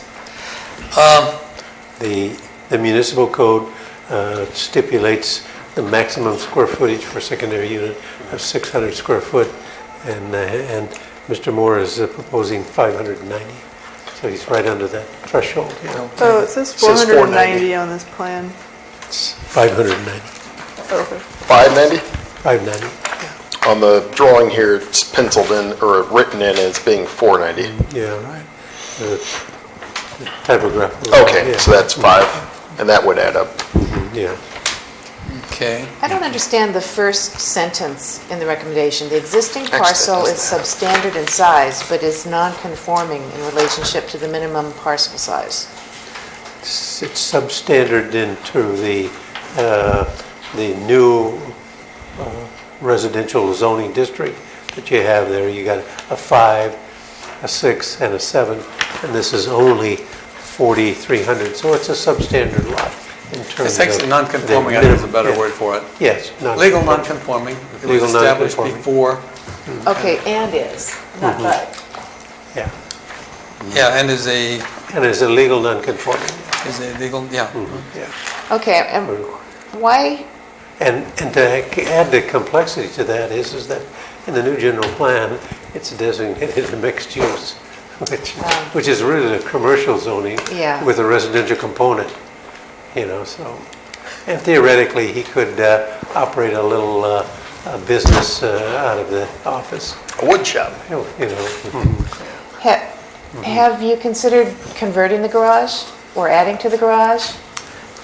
Well, it's substandard, it doesn't have a foundation, You don't- it doesn't have a it's- concrete floor. It's ridiculous. Well, it says garage, that's why. It's an old shed that's termite-ridden with a wooden floor, and it's ready to fall down. There's a beam in the middle holding it up. Okay. And it's just an old shed. I don't know. And I do want to say, before I came here, I had the courtesy to talk to Mr. Velasco, my neighbor on the left, and then Joe, who works for State Parks, and Trinity Martin. I didn't get to the neighbors on Third, but Mr. Rossi had a question, but he left. He was good with the site plan. Okay, so how far back, so he's got the property behind you? I think it's 5 feet, 6 Okay. inches. And that conforms with... And he saw that. He was all good with it, Andy. He was more worried it being a two-story Yeah. structure. I said no. But so he left. And so the driveway is shared with one of your neighbors? Not even, I got the property line, and I actually put a fence down before it sold, not knowing who was gonna come in. But if I would've known now who ended up with it, I would've been good with it. Yeah. But he's happy with it, he has his deal, it's good. Okay. So the fence is on the property line. Okay. It doesn't go all the way down to the street, though? No, it cuts, it's probably 25 feet from the sidewalk, or more, or 30 feet, And it it says stops. the new secondary unit will be built on a portion of the old garage, what, foundation, or? No, the old garage will probably be completely removed. Okay, but it's going to be built on a portion of the old garage site? Site, yeah, I think site's missing. I'm just going to go ahead with the questions I have for you. The previous applicant proposed a granny unit, and one of the questions I had for him was a laundry room, and you're not proposing a laundry room. Yeah, there was one in there. We put it as you go in next to the thing, and we designed it around, when Tammy submitted it, I told her, make it a stack unit where the washer and dryer can go right into that. Yeah. You see a lot of them in apartment Or they buildings. even have combination washer dryers, that it's one unit. Yeah. So there is Yeah, I some... think there was room, Roger had pointed that out, and that we were gonna try to put a stack. Because I was thinking in the bathroom, rather than a tub shower, you have a separate tub and separate shower. I thought you could combine them and have... Yeah, but like I said, if you wanted me to change it, I can. I just, she drew it up and... Okay. But as long as there is some kind of laundry accommodation? Yeah, that's fine, yeah, no doubt. We're looking for housing for all economic levels and diversity. We have seniors as a designated group, Yeah, and this would clearly meet the needs of the senior. and it encourages infill development, so that's good too. Is this ADA? Well, it'll be on a slab, so basically you just have to step up an inch or two, because I have been looking, Ernie, for her, but everything's, 3 or 4 steps, and it's just, there's a couple that I've noticed that are kind of flat, you walk up, but a lot of the houses here, you have to go 3 or 4 steps, to get, the back. And I don't know if it's feasible for her to sell and then buy, a market like this, where she's content, if this was the case, to just be satisfied, because she still can drive, and, and she can go downtown or do whatever, but, it's, Now, is your shower and everything, is that ADA? Yeah, we made sure when Senior- Tammy submitted it, all the doors and the sanitary facilities were ADA requirement internally. That's good. Yeah, my thought here is, when I see these come up, is to make sure that they are ADA. So you have disabled people who can't find a place to stay. And if we're going to be putting these things up, if they're ADA ready, there's an extra chance for a disabled person to be able to bid on a house, Right. whereas they wouldn't normally. And so that's something I'll be looking for every time I see one of these come up. Okay. So, no problem. I got no problems with this. I got some things I'd like to add to Instead it. of steps, how about a ramp? Pardon me? Instead of steps, how about a ramp? You know what, it's not gonna be more than, like a regular slab, you go into it like maybe 6 inches or something, a slab foundation and, just. I don't It's think going to be almost level, you're saying? Exactly. Okay, that was going to be my question. So it's almost level going into the front? Right, try to, yeah. Okay. Right. Are you going to have any kind of overhang over the front door to shelter from rain? Roger, maybe you can address that. That could be easily adapted. It's a straight gable roof, and it would be just a matter of throwing a cantilevered stoop out there and make it a gable and stick out there 3 to 4 feet and cover the concrete stoop in front of the door. I think that would be good. If we ever get rain again, it'd be Yeah. good protection when she's looking for her key to get in there. Okay, commissioners.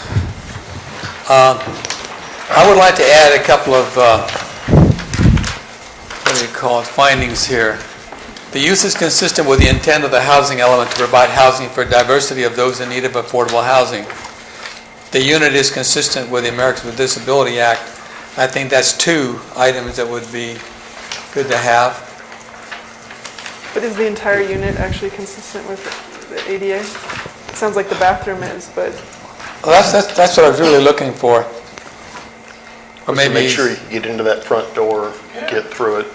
Roger, can this unit be called ADA compliant, or because of the steps? it wouldn't Yeah, be? if he makes the ramp up there and the threshold is no more than 3/4 of an inch going in over the threshold, all of the rest of the stuff internally is ADA compliance. So Then we it would be fully ADA compliance. So since he's not ready to put in a ramp, I could say the house can be converted to ADA compatibility. Okay, let's go with that. So you've added 2 findings? Yeah.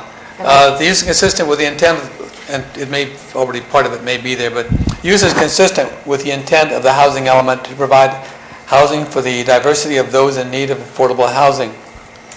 And 2, the unit can be converted to meet the Americans with Disabilities Act.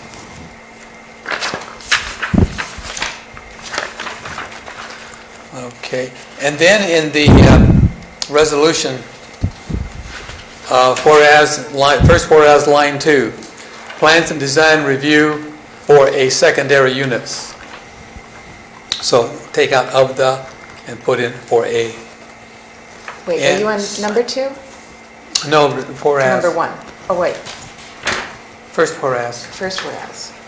Second line. Okay. Review for a secondary unit. Okay, and then you go down to whereas 6. The zoning of the, consistent with the general plan and the R1 low-density residential zoning district.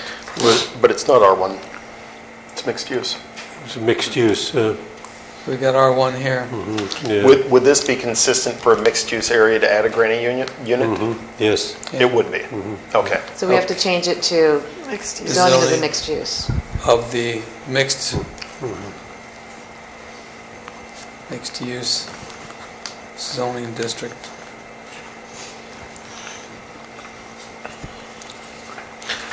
Does this property have curb gutter and sidewalk across the front currently? Yes. It full? Okay. Okay, and then the 1, 2, 3, 4, 5, the fifth whereas, for a secondary unit at 505 2nd Street rather than 7th Street. That's where I live.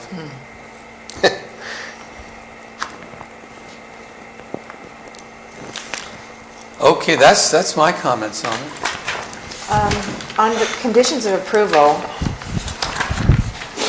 I think that for every project where we discuss fees, we need to include prior to being issued permits or something. What number? Number 1, the applicant shall pay all planning, building permit, plan checking, inspection, utility connections, impact, capacity impact, development review fees prior to being issued a permit. Prior to the issuance of the building. Yeah.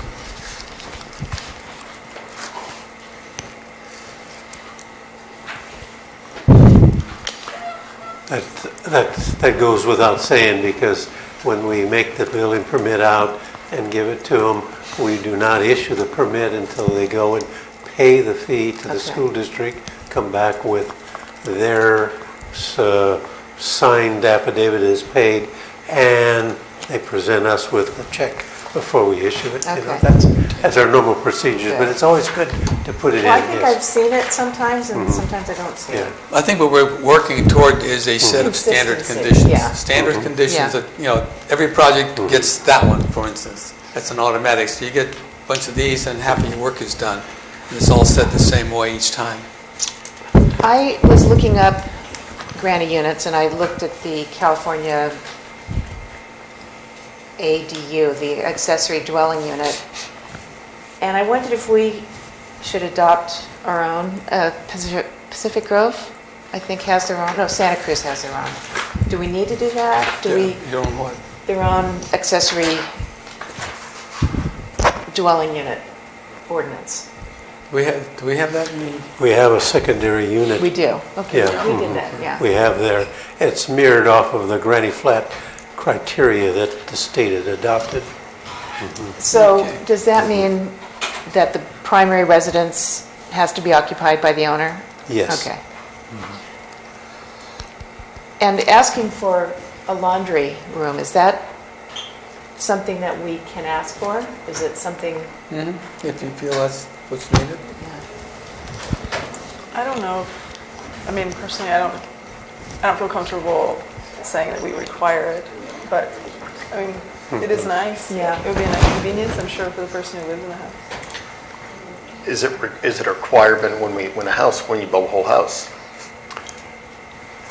Yeah, particularly when you get Most likely, yes. when you get a front granny unit, But it's not a... which is probably a direct sibling of the primary thing, and if they needed washing, then they would go into the Probably share. siblings and share with Yeah. that. That's normally a granny flat and everything. What happens is that when the mother dies, then they can turn around and then rent it to a senior citizen that's not a family member. Then it becomes an issue where then they either have to go to a laundromat or they can wash it. That's typically. Should we simply make it that there has to be provisions for, instead of absolutely requiring that it is there? I mean, sometimes that you could require like a laundry hookup, Yeah, require the hookups, but maybe it's not required. and that could be in the Then it's up pantry to or them, whatever. yeah, right. Yeah. Then it's up to whomever to To put it in there. Yeah. yank out the shelves, but at least they have the ability to put that in there. That might be a better way to do it, because, I mean, I don't think I'll ever live in a place that doesn't have laundry in it, because it's a pain in the butt, but, Yeah. yeah, to have that option is nice, because in this town right now, if you want to do laundry and you've Pretty got much to, have to go to Hollister. you've got to go to Hollister or Gilroy. Yeah, which isn't right. Well, that's a totally different That's a issue. different Yeah. Okay, so where are we? So where are you going to put that in? I don't think we need to on this item because I he's think- already got it. I think you do. We could request that he put a laundry hookup. But I say we he's just- already going to, right? Isn't he already going to Well, do that? Is he? Well, now, Mr. wait Moore? a minute, because we ran into this same, and I mean, I know Andy, but, oh, we all know Andy. We ran into this issue with Clower, where he said, don't worry, I'll do it. And then 2 meetings later, he came up and he said, but it's not in the conditions of approval. Right. So But- we need to put it in as a condition to have laundry connections. But I think he's already got the plan. That's what You can put it in there, because I'm not, that was just an oversight. I think Roger pointed it out, we put some stackable units. Okay. But now I'm good with it, if you want to put it in there. And, and as far as I'm concerned, I mean, you could probably work this to do, if you're gonna put in that overhang, put it outside in an outside closet. I don't care where it is in it. I mean, Yeah, it's, we could leave it to him to decide. yeah, Leave it to as the long as it's applicant. there. I'm Leave it just to the applicant. Yeah, Yeah, just the accommodation should be there, and it should yeah. be. Just for consistency, we need to put in, it has to have laundry hookups. How they implement it, Yep. that remains to be seen in the permit. So item 10, condition of approval 10 will be applicant shall provide laundry hookup. Or shall install.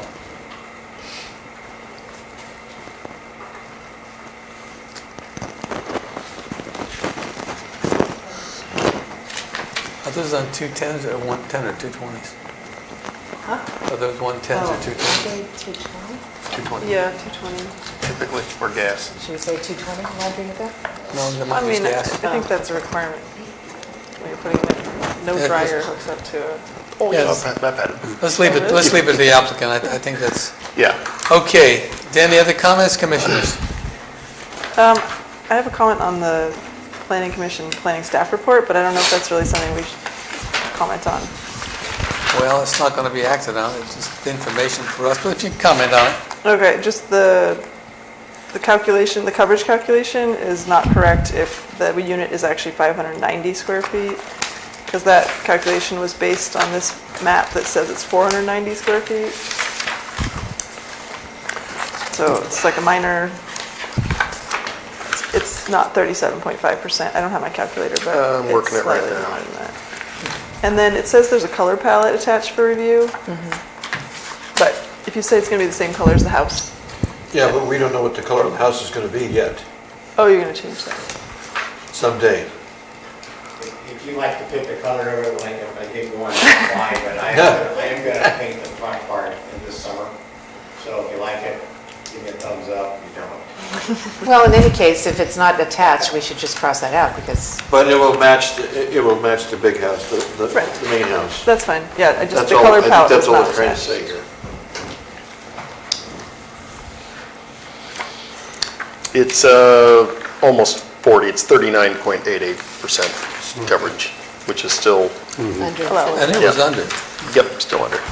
Okay. With no other comments, Chair entertains a motion for action.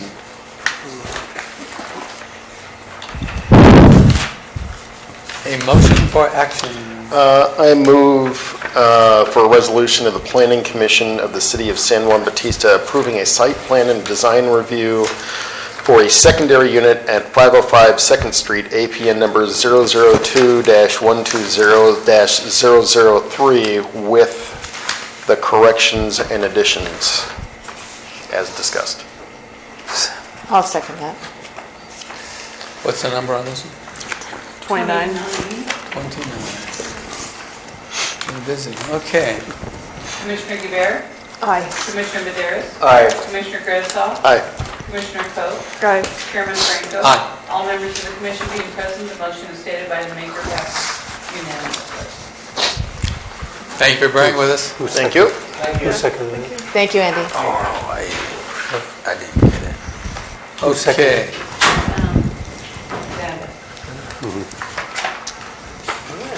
Okay, now we have item 5E, consider revision of the proposed noise ordinance recommended by the city attorney. Staff, you can tell us about that one. Yeah, so I attached the copy where the city attorney made suggestions and comments and Red and yellow. changes. Yeah, the one in yellow. Then I also did some extra research and checked local jurisdictions as far as what they're doing, taking the advice of the city attorney. And I did also put that in there. Yeah, you updated everything to that, right? So the noise ordinance that we're looking at now, No, the noise ordinance that we're looking at now, Yeah. I haven't put in what I found yet. But what I found is the direction that the city attorney wants us to take. and that's, Yeah, that's in here. Or should be. So, It's in the revised one? the first portion of this, Let's see. 17. I'm trying to make heads or tails of this. Yeah, there's so many copies. There's just, yeah, and I'll be honest, I've been reading over this and I've discussed this with some. It just seems like some things are winding over the top. Is there, I know it's a lot of work, is there any way to clean this thing up to where things flow in line? It just, Well, I do apologize. I guess that the copy I had worked on was not put in here, but pretty much what I did, I plugged everything into where it would go in our current code. Just reading off the comments that the city attorney had made, she had said that if we wanted to put in one regulation, then we had to take out another because it contradicted it. So, like I said, I looked through mainly Hollister's. I looked through their noise ordinance, and I took everything that embedded or that was regarding noise from their municipal code, jotted down, compared it to what we have in our code. Some were already in there, some weren't. So I don't know if that's probably going to be an easier transition than trying to. yeah, this just seems like it needs to be streamlined. And I know it's not for lack of effort, I know you've been trying, but it just seems like you get through one section and then a couple sections later it starts talking about similar stuff. Right. Also, some of the changes that we had, again, did not make it at least into this first section. No, yeah. Yeah, And- maybe you could clarify. So I think we're looking at 3 different copies. Yeah, So the top there one- was one that was approved by the Planning Commission, and That's the then very top one? let me see, it'll be Resolution 217, I believe, So that's the third one. or 21617. I don't think we were actually approved it. Yeah, we did. No, did. the Planning Commission approved it. and then Then- And Yeah, then then, Attorney sent it back yeah, to then us. to make it an ordinance. Well, some of these whereases say, whereas the city council, Right, yeah, because it was. it went to the city council. No, it hadn't gone to city council yet because I seen that a lot of the stuff that the planning commission agreed to was left out, and I didn't feel it right for it to be left out if we wanted to enforce the noise ordinance to the maximum point. Then there's an addition that I guess the attorney made on page 5, where she says, and at the municipal golf course. Of course, we don't have a golf course. Right. So is the end one the one that we approved, or the beginning one, the one that we The approved? end one. No, this oh, the one, one, no, it's, it's the last 21617. Yeah. This was what was approved. Yeah, The one with number the number on 17, the resolution number Yeah, I got that. And then the one before that with the red and the yellow, that was the city attorney's Right. revisions there. Right. This is not the one that we approved with the correct, this doesn't have the corrections. 21617. Number 17? That's correct. Yeah. That does not have all the corrections that we spoke about when we approved it. The reason why, I mean, again, it's the one I keep picking on, but the thing about leaf blowers, we had talked Yeah. about they're allowing leaf blowers on Sundays, and this Right. again still says does not allow any leaf blowers on Sunday. Okay. I have a problem with And all I'm- the, oh, go ahead. No, and I'm getting really frustrated with making corrections and approving, and then we still get, I mean, if this right here is what the city council saw, that's not what I approved, and that's really frustrating that we don't have accuracy on what the planning commission has approved. Or that the attorney saw. And that's why I think Or a footer. what the attorney saw. A footer will It's been help. documented, it's been approved. Doesn't mean it's correct, it's been approved. Anyway, Well, let's put it this way, the can I make council, a recommendation that we carry this over? can I make one comment before you do? Yeah, sure, why not? The city council basically sent this back to us. No, So- it didn't even make it to them. Okay, so The we're attorney- still good. So we'll make all our changes, including what you feel the city attorney has, and we'll do, but again, I want, support me, council, commissioners, I want a date on every page, and I want numbers on every page. One thing about numbers, you can take them off as soon as it's approved, but until then, everybody has to be on the same sheet of music, and so just give us a date on every page. Okay, that's fine, but then your You don't have your concerns, microphone on. where are they if they're not in here? That's my question, because the day that we added this, Oh, okay. the day that we added, I mean, the stuff about the leaf blowers, I mean, there were 3 or 4 other things in there that we had added, and I don't know if any of that stuff made it into it. So we had discussions out here discussing the various things, and then we came up to it. So me reading over it, I might not catch it, something you might catch, and then she might say, yeah, and then as a consensus, we come to the thought, and it's just frustrating that when we made the motion with corrections, the corrections never made it to it. So we got to go back to that, get that put in there, the lawyer input, all that, and streamline. When are we going to decide if that's the one we want to approve? We'll have to look at it next meeting and see if it's... Next month? You have the regular public hearing. I don't know about you guys, but I have a problem with all the different times. Some of them say between 8 and 8. Some say between 7 and 6. Some say between 7 and 6. 9 and 5. Can't we just make it all uniform? Yeah. Well, the weekend times I know are different for a reason, but Monday through Friday, that you should have a standardized, 7 to 6? Really?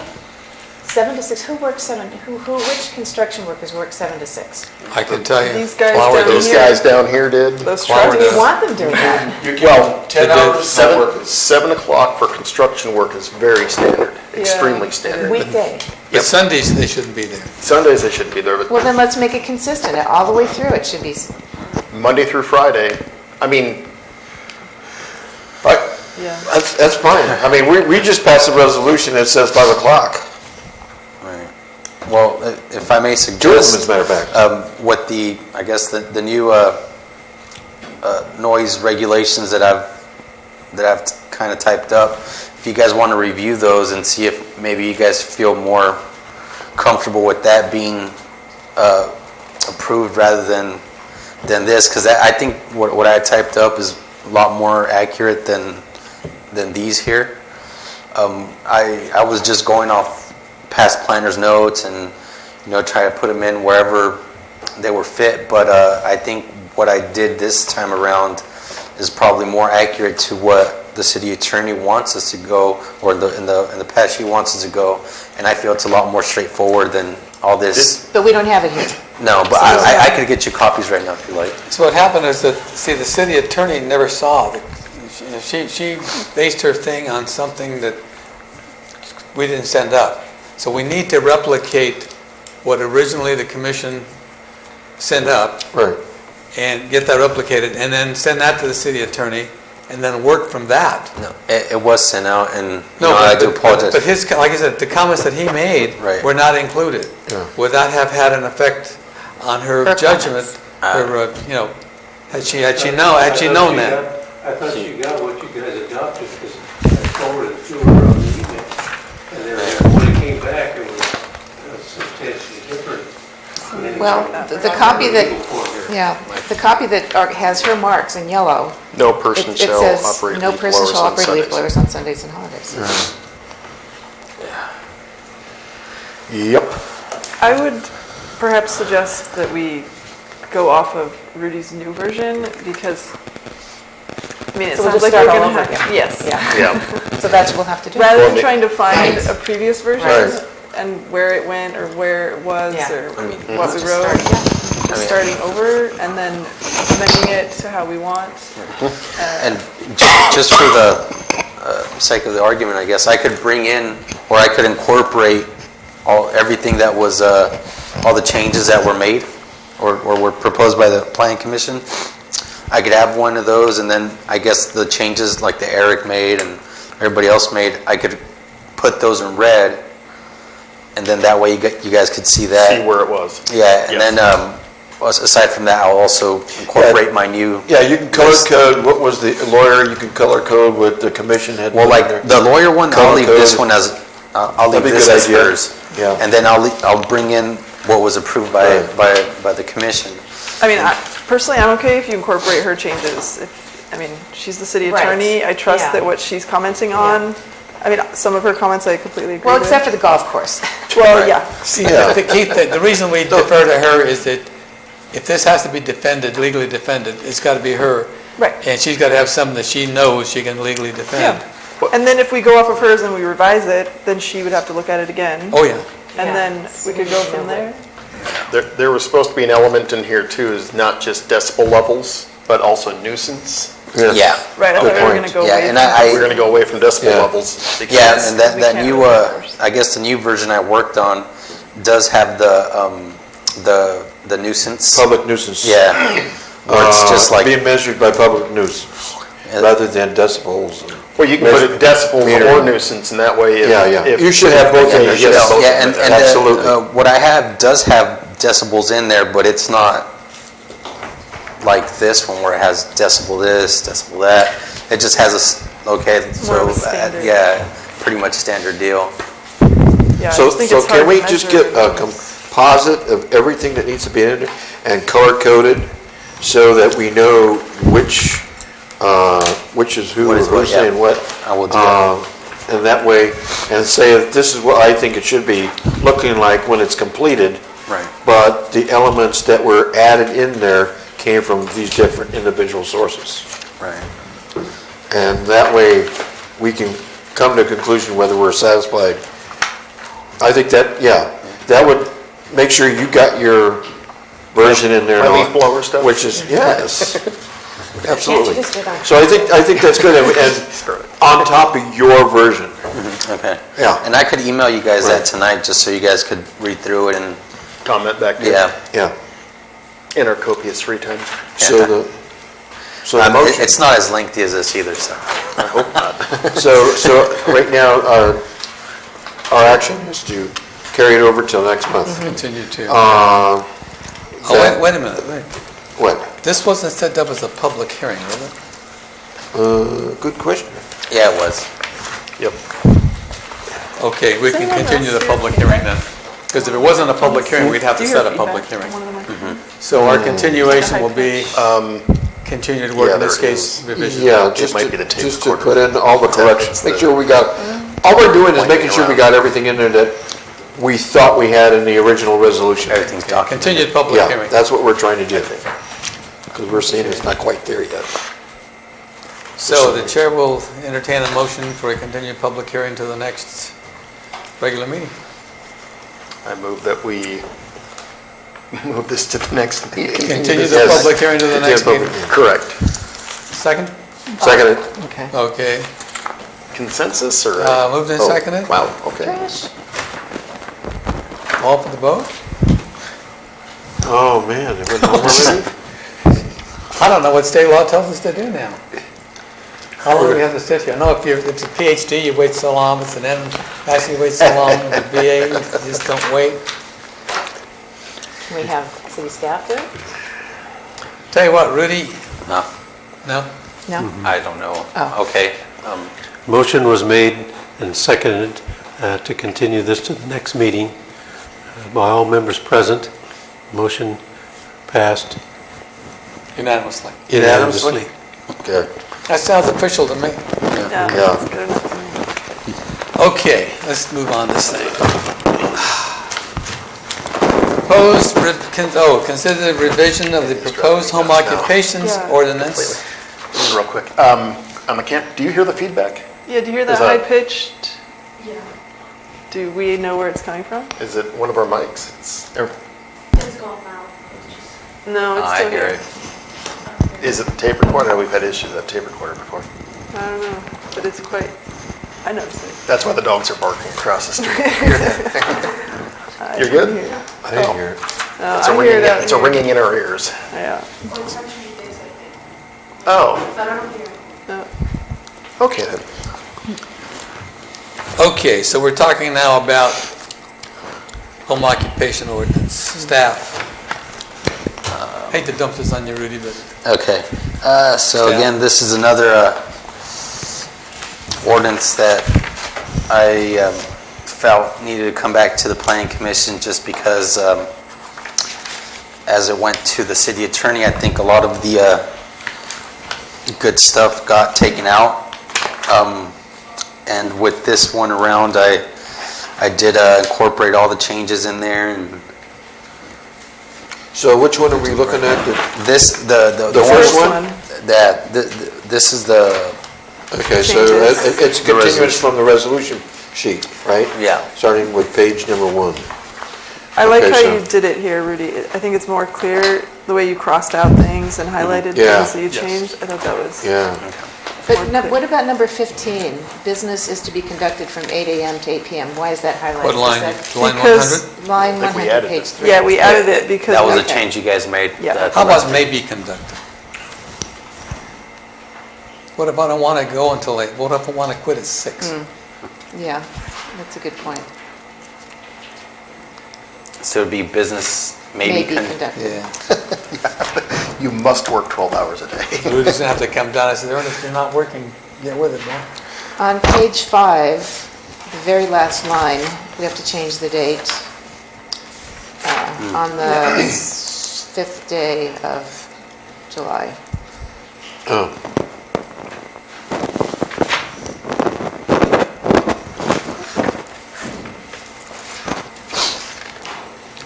Is it that line? On page 2, on line 72. Line 72. Yeah, we're talking about the sign. High pitch. A sign Yeah. no greater than 2, There's a high that's pitch. compatible with the Driving sign as well. ordinance? Yeah, Okay. that came right from the Okay. design guidelines. Yes. Yeah. Then the last thing I noticed is on the permit application, we have the applicant's name, we have the property owner's name. I think we should know who is going to be conducting the business. It would be the applicant, right? Just the But applicant. that's only one. Since we can have up to 2, I think we should have both names. So maybe we need to make applicants, maybe applicant slash Applicant 1, applicant yes, 2? yeah.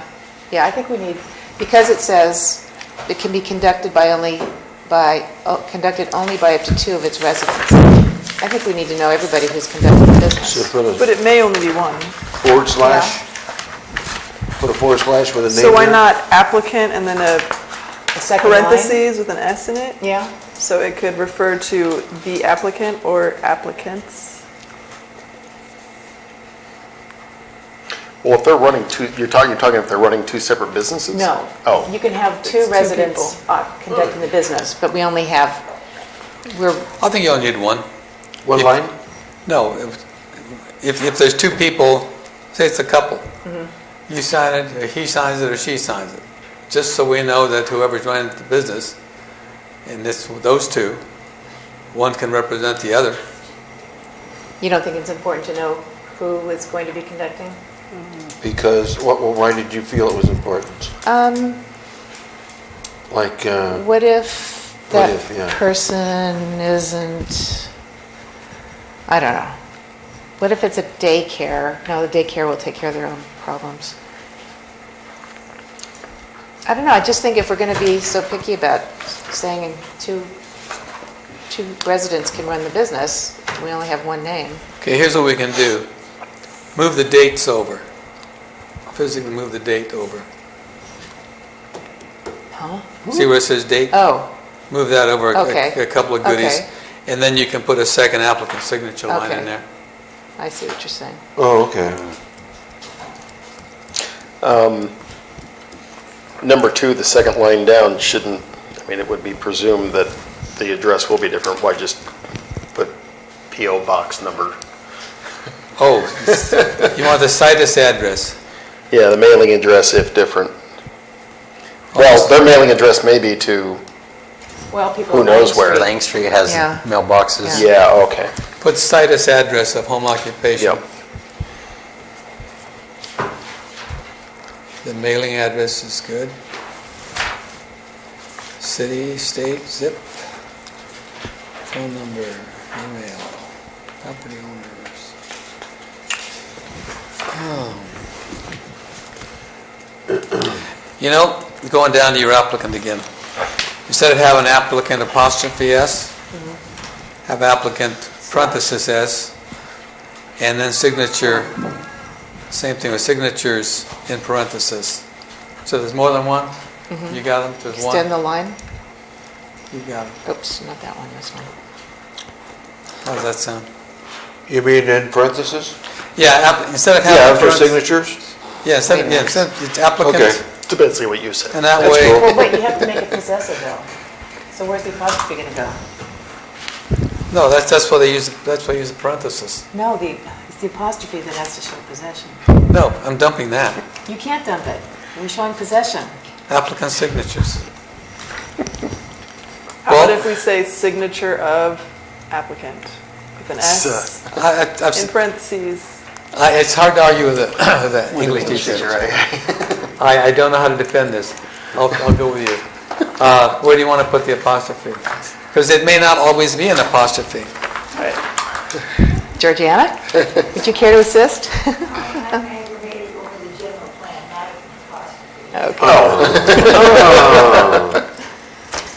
Okay, how do we want to write it? How about defer. applicant signature, we could put apostrophe S after signature?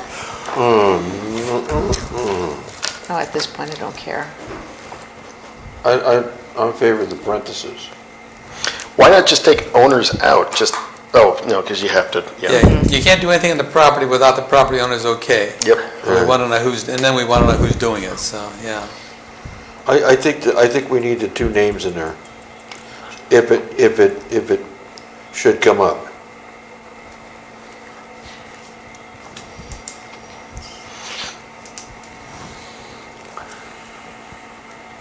So if they're running two separate businesses out of the home, You need a permit for each one. that was my question. They'll need a permit for each one. And then the permit fee, should that be on this sheet? Or is that on a separate That's at the schedule? bottom. That's at the bottom. You can't put the monies in there because you got to keep changing them when the council comes up with a fee schedule. Okay, fair enough. Yeah. I could look up proper, You mean for number one? yeah, and let you know. Are you okay with that? What do you want to do? If I look it up? On Oh, yeah. If we, yeah, Yeah, what, okay. I put this, I want it to be right. So we know we want plural possessive, so, You say applicant's name is apostrophe S. Applicant names is plural. yeah, but we may not have, we may not have more than one, but we may have more than one. Yeah. Or you could put the S at the end of names in the parentheses as well. Yeah, Yeah. yeah, maybe that's easier. Yeah. That was who'd But write in the parentheses, it funny, would be singular or plural, yeah. So if you got two applicant names, you can have two signatures? Yeah, Got to. I would think.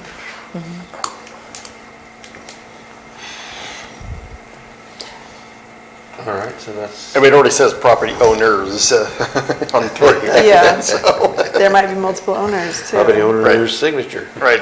Well, there could be two owners, joint. but are we going to require both, my husband and I would have to both sign it?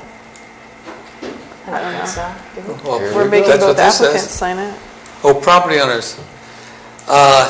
Joint property, either one signs it, it's binding on the other. Maybe the attorney should do Depends this. on whether the deed is an and or an or. True. Yeah, we're spending an awful lot of time, spending an awful lot of time on a parenthesis or Yeah.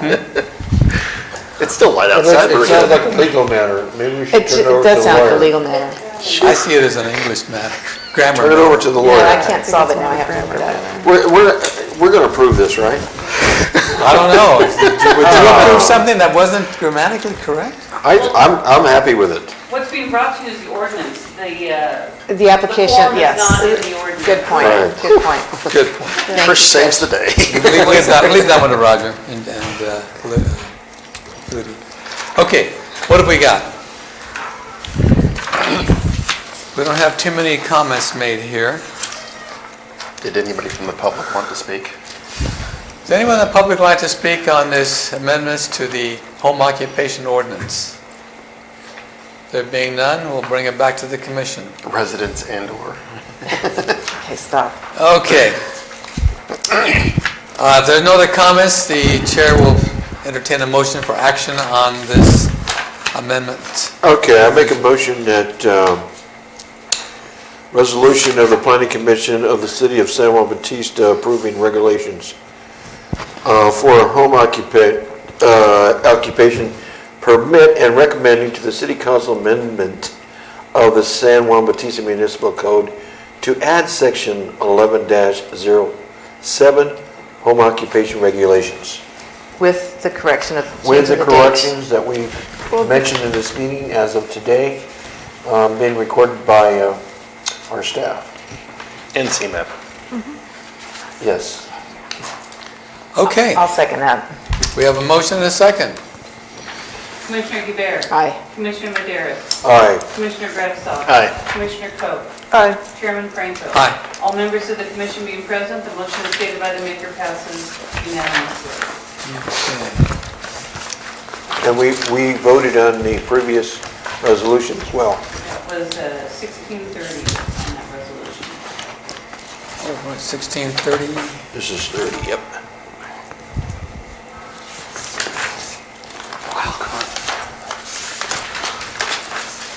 Okay. The next item we have here is under discussion items. No, yes, discussion items. Review existing fencing regulations in the Muni Code and design guidelines. We want to do that or keep moving? Are these staff updates or? Yeah, I gave you kind of a staff report there of what's the existing ordinance in the municipal code under that section 1104, fence walls and hedges. Okay, since we just got this tonight, I say we continue this. Yes. meeting. Discussion. Okay. Just discussion. And then I Xeroxed out of the design guidelines, fences and walls, section 2.6. That covers that page. Okay. Yeah. And then in the three portions of that. Next is the brewery update. Now, the brewery update is, I call the attorney that represented Mrs. Serta in the divorce settlement, with which they provided us the court stipulations that the property has to be sold and the proceeds divided equally amongst the two parties. The attorney, she was not in. I left a message to call us. We've had 3 or 4 developers and people that are interested. Some of them are local, of wants to purchase it and finish it off. I've informed them that we invalidated the building permit because there was no work constructed for a period exceeding 180 days, 6 months. So the building official has the ability to void the building permit.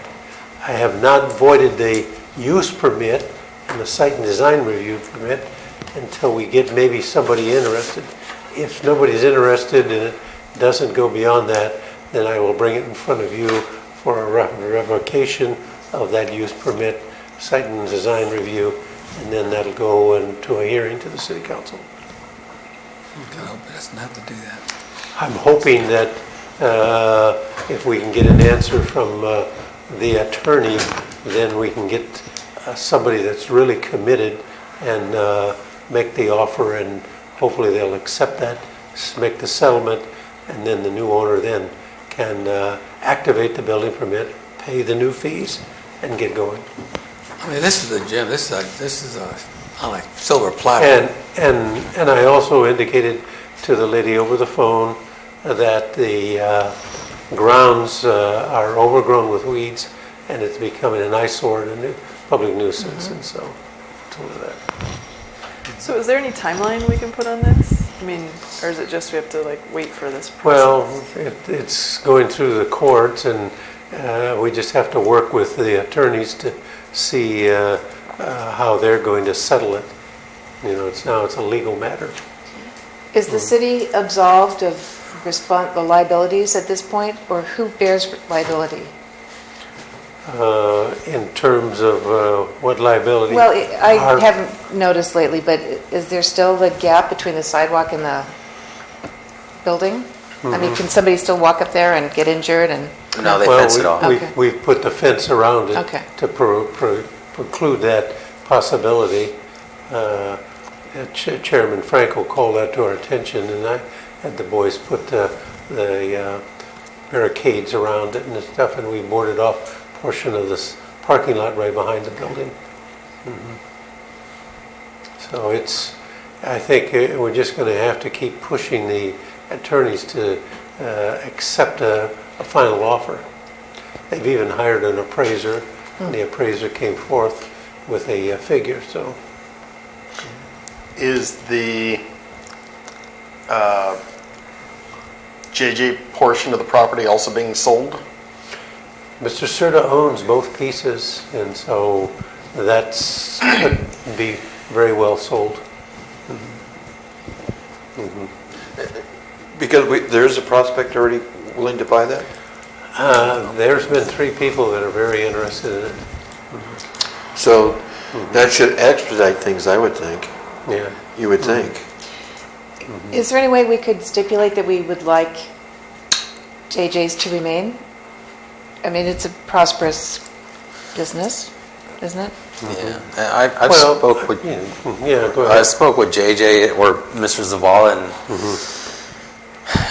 I don't know if he was aware of the whole situation at the time. This was probably a couple months ago, but I did mention to him that it would probably be in his best interest to maybe make some type of offer in that property if he wanted to maintain his business there, because they get new owners.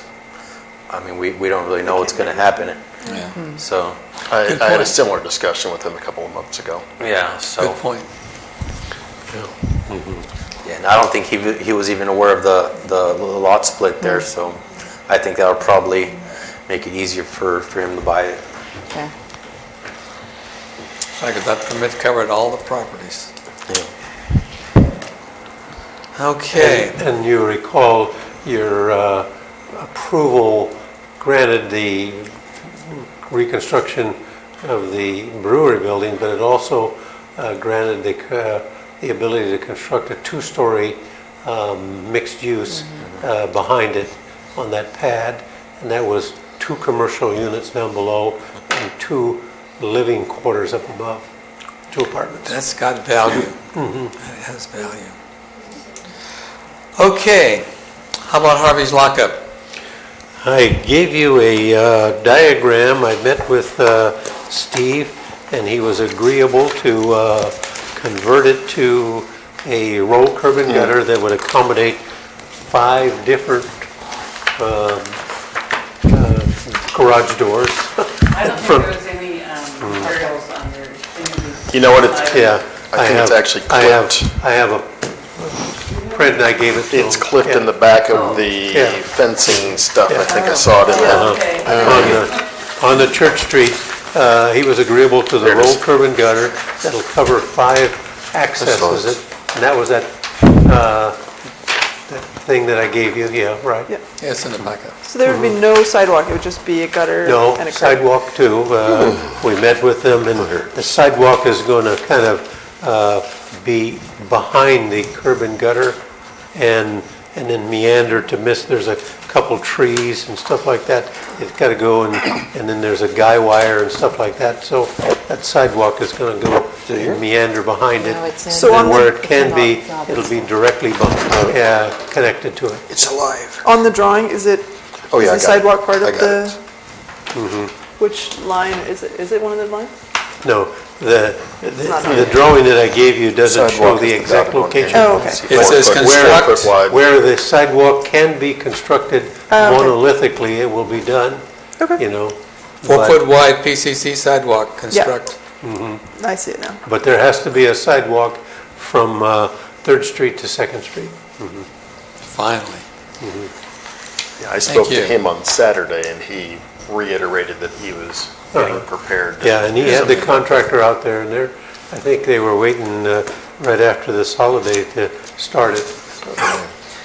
As I recall, another condition of approval was regarding that awning that's above the sidewalk on Monterey. On Monterey? Yeah, that does not look safe. I mean, I think that should be kind of a priority. Well, I approached him about 3 or 4 months ago, and he said he was going to reinforce it. Okay. Yeah, right. Okay, parking requirements. And I Xeroxed out of the municipal code the parking requirements in 11-11 and the intent, and these are the current standards that we have in the municipal code. And if we feel that that should be changed, we can schedule that, Rudy and I, and put it on there and have it a discussion item where we can come up with a standard that we can apply. This is currently what's there, and it consists of about 7 different pages. Yep.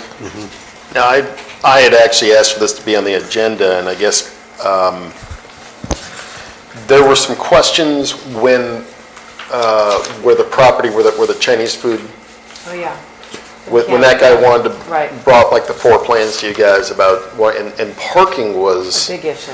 although it complied with this, so I think that definitely needs to be addressed, that the commercial.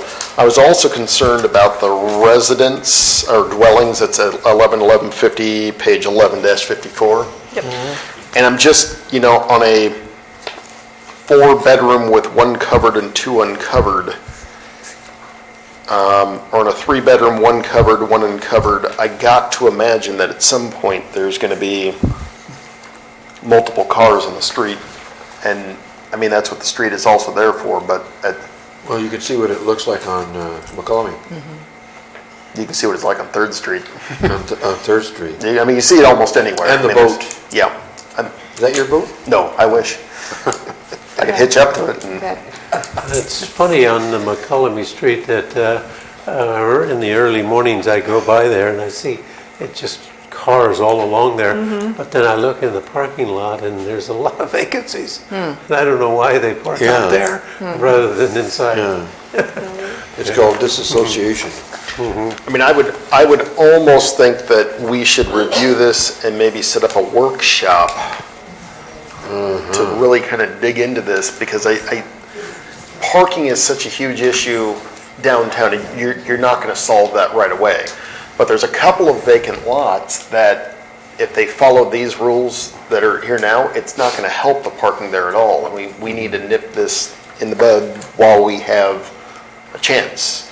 Because, again, the guy who wanted to build with, 7 apartments on top and 4 businesses below, but only had 8 parking spaces to the general public, you'd be crazy to do that. But, I mean, following this, it's exactly, he was following everything to a T, and there was just something that just Didn't seem right. Yeah, I really think we need to address parking and on-site parking and start to get creative about parking.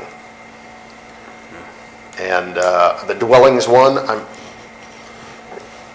You want to throw in fencing too while you're at it? And then unfortunately, when this was drafted, you have dwellings and then you have commercial, which is on the next page. You should. But now, the advent of a mixed use where you have residential components in commercial, like Santana Row, and you got living quarters up above, or vertical or horizontal, and this ordinance doesn't address that.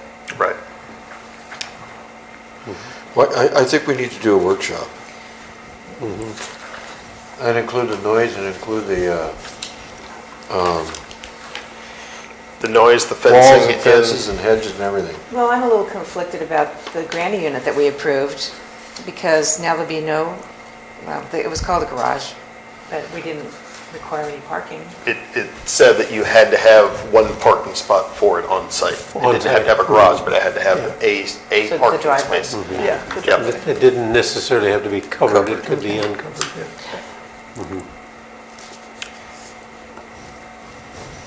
So do we need to try to find a day? I'm open. I'm going to be around, I think, this month. We're talking before August, right? Well, I think some of these things are going to take a couple of months to get through, but we need to, I know, but we wanna kinda- we do need to start and make some progress. Yeah. We hope that it does not extend as long as the sign. We do too. 3 years, wasn't it? Wait, yeah, 3 years, that's, yeah, but yeah, we're just, we didn't know anything in those days. But you know what's frustrating? We spent so much time on it, and now Willie's is gone, Fat Willie's is gone, but his signs are still there. And part of the sign ordinance was for him to have removed his signs. Yeah, we got to get that in. Then there's another issue too, where the neon signs are being left on all night long. Oh. Yeah. Well, this is actually something that security patrol could certainly be writing up and leaving on city, the city staff's they're going to be desk. our eyes and ears. Yep. I mean, as far as workshop dates, I am pretty much out of town from the 14th through the 20th. What exactly does a workshop entail? It's similar to this, except we just kind of roundhouse ideas. And the public's invited, Public's invited, and but it'll probably just be us. yeah, typically it's us and maybe one or two people from the public. So how is it different than Where do you discussing make- this during a when you meeting? get back? It'll be a special meeting. It'd be a that's all special we'll meeting so discuss. we can get out by Maybe get a 10 hold o'clock of at them night. on We Saturday where they have a lot of normally only go mixed like an hour. use. We set a time like an hour and a half or 2 hours max. and- But you're focused on one item only. Right. See if we That- can Sounds like that's- we want to focus on like Just 4 get items. food for thought. I was probably gonna look at. Maybe that's too much. Yeah, I think You that's know, too much. Hollister doesn't even. Maybe that's too much, yeah. Yeah, it sounds like too much, but well, what's priority? Yeah, I mixed mean, we've use. got Some fencing. parking, You really gotta go fencing, after the- noise. What was the fourth Well, one? we've been talking about noise and fencing. We're very close to finishing the noise, and it probably will be finished at our next meeting. I don't think we need a special meeting for that. I don't think we necessarily need a special one for that. Fencing is going to be kind of an involved one to figure the proper way to get it written down. To me, though, as much as I'd love to solve fencing, the parking one has implications that, because if that guy comes to us with a proposal that looks halfway decent and the parking is messy, and we say, boy, we'd like more parking, he just goes, nah. Yeah. I mean, I know we keep kicking fencing down the road, and that was a huge But it's thing not about as pushing urgent, it, but I yeah. don't think it's as urgent as this. Okay, so this priority is itself. parking. Parking. And one of the I agree. disadvantages that you have is you can design your parking, but then the people fill their garages full of, Right. and Yeah. there's no automobiles in the garage. right. And I see it around my neighborhood, the garages go open, it's full of Full of storage stuff. and stuff Yeah. like that. No And the cars are out in front. Yep. Guilty. Okay, so we're going to do parking and garages, is that what we're going to do now? Parking. And garages. Parking has to do with garages anyway, covered or uncovered. Oh, really? You think Yeah, so? it's in there. It's in there, huh? I don't think we can enforce There it. are some condominium projects that I've done before, and they're adamant, all cars will be parked in the garage. Well, you know, And in that's my- a CC&R. In my dad, in Pasadena, you cannot park on the street at night. It's just a law. You get ticketed unless you have a permit. You can get a special permit if you're Yeah. visiting, but Okay. I think So, parking, but we haven't got a date yet. no. Okay, so I'll let staff get us a date when it's convenient to you folks. Yeah, or- I had mentioned to Rudy, maybe we should get some input from some larger municipalities that have a lot of mixed use, up in the Bay Area, from San Jose all the way up into San Francisco. All those communities there from Belmont, Burlingame, have a lot of mixed use, living quarters above commercial. And we can get some of their. I would also hit up, that's an excellent idea. I would also hit up similar towns. Ferndale is a prime one. yeah, more historic town. More historic town, Ferndale, California, because they have, they are extremely historic throughout that place. And I would bet you'd be able to get a hold of whatever because their restrictions make ours look like Tinker Toys. I mean, it's pretty strict. But yeah, So, since you're gonna have to be getting. So they're going to information, come up with a date? you tell, If no, we let can them get that tell us when material. they're ready. Yeah. I think that's better. And then give us a few dates that's good for you, and then we'll pick up from there. Alrighty. You can live with that? We can live with that. Okay, sewer, third-party evaluation of current system. Staff. Well, I did the analysis 2 or 3 different times, and then finally, when we submitted the annexation, I used what City of Hollister uses, as well as the City of Gilroy, and these values here. And basically, we submitted this as part of our plan of service for annexation. It's pretty consistent, you know. Okay. So this is what you submitted to LAFCO? Yes. We are finding that in the usage of water as well as the discharge of effluent is that it is decreasing as our society gets a little bit more conscious of water conservation. And when I started out in engineering, it was 86 gallons per person was the standard, and we used it all through City of Campbell, Los Gatos, and Sanitation District 4 of San Jose, all through that. And today, now, it's not 86, but it's 62. So there is a change in the habit and the accommodations of low flushing toilets and stuff like that. That is, the industry has changed to where they're more conscious about the conservation of water. And when the conservation of water, it reflects into the conservation of less inflow into your sewer treatment plant. Okay. Water well number 4 status, well number 5 plan, well number 6. We've been meeting with the property owners on well number 4. We had several points of combinations, and I think we're narrowing it down to the final 1 or 2, and hopefully we can have resolutions of that within the next month or so, and then make the acquisition. It was the site we've already drilled for the test well, and I have the well driller ready to roll as soon as we get title to the land. And that would as soon as we get what? Title to the land. Oh, yeah, okay. Where's number 6? Well number 6 is, well number 5 is going to be the new location of well number 2. And that is that it'll be on the 13.3 acres, and we are getting ready to do a test well on that location. Yeah. And then well number 6 is related to Lorraine. We've been talking with her dad on that well as a potential site, and some type of a long-term lease or something like that that would give us the capabilities of utilizing that. And where would that be? There. And that's, I think it had it on the map there. Well number 3, it would be right across from well number 4. Across from well 4? On the south side of the road. In that little island? Yeah. Okay. Yeah.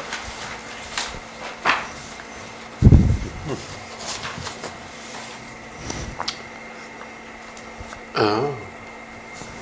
And the reason that we were interested in well number 6 is that it was built, and we've tested it over the last year and a half, and the quality of water is, nitrates are well below the standards, and good quality. Okay. So, look, can I ask a couple hypotheticals here? So hypothetically, if the Copperleaf division doesn't make it through LAFCO or for some reason doesn't get done, does well 5 still go in that corner of that property? Yeah, we could still acquire it through eminent domain or negotiations. Okay. Well number 6, they're already testing now? Yeah, we've tested it. It's already existing. It's been in production, I think, about 3 years. You know. Okay. And my understanding is they've been having some activity recently on that property, moving dirt around for that well? Recently? For well number 6? Well number 6? No. We've not moved in. When you and I had a phone conversation, and that's why I asked about the dirt being put on. Next door, it was that proposal that came forward to you with 103 units of modular units. That's on the 18 acres directly west of this. This well number 6 is on a 12.5 acre parcel that extends to the east. Right here. It's on this piece right here. The proposed development is on this piece. This is the 18 acres. This is the 12. Right, this is where the mobile home, the modular home He was proposed. proposing. Right. This is the acreage where the well number 6 is. Okay. Okay. Any other questions on that? No, not this time. Chairman Franco? Georgiana and I have been back here listening to these discussion Reports. items, and we have no point of reference on any of it. It'd be really nice to have a few copies of what the staff you all report. are looking at for the audience. I realize, right Here, now I have we an can't, extra. but for future reference, it'd be nice to have Listen, let me give you this a one right couple now. available for you. Yeah, I have an extra one. Let me give you this You have one. an extra? Yeah, it was already in my packet, and I think, It wasn't in because I picked up my binder late. Oh, okay. She thinks she made an extra copy for it. Oh, and we didn't even have one. Yeah. No, you can't have it back. I got it now. You'll have to get somebody else. Thank you very much. And I'm partly responsible from the council's perspective for well 6 existing, because the council asked Mr. Cope to stop using our city well, basically. And so he drilled another well that turned out to be cleaner and better than our city well, which was full of nitrates. We were hoping to flush the nitrates out through agricultural use, and it didn't seem to really make a difference. That well is just full of nitrates, well 3. Well 3? No, that one's well 3, right, Roger? That's correct. And so Mr. Cope drilled his own well, not that far away from it, but apparently is in a lot better water. That's So close. it's an existing agricultural well, basically. I now understand what well 6 is. Well, I Do you want think a the Georgiana, do you want a copy? The difference is, It would be nice. Jolene, Yes. the difference is that he went deeper and he has Oh. a sanitary seal 225 feet versus well Do number they 3. normally put sanitary seals on agricultural wells? Yes, he made sure that it was there so that it could meet, yes. Oh, And everybody that's drilling wells Georgiana? will put a sanitary seal on. Foresight there. So is Yeah. the city going to build another well or lease from Coke or what? How? That's what we're negotiating right now. Okay. Okay. Increasing development fees. Staff. Well, I think in my staff report there, I've indicated that when you get into development fees, you get into a Prop 218 process where you have to establish a report and develop a nexus to justify the increased fees, and then it has to go to a vote of the people. Could be a mail ballot. Wow. So it's a lengthy process.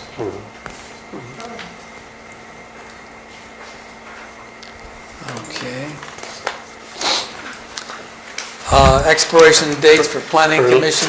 And I don't know if you looked at the thing that I had attached to it, but I just outlined you a typical house. Single-family dwelling?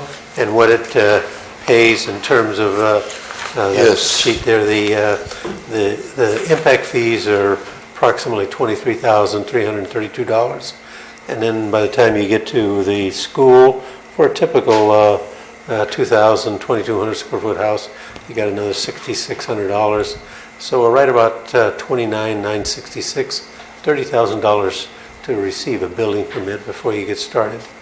And then, after you pay that impact fees and you take out the building permit, you got building permit, plan check fee, electrical, plumbing, mechanical, green fee, strong motion instrumentation, fire sprinklers, and water meter, and that adds to another $3,000 onto the permit.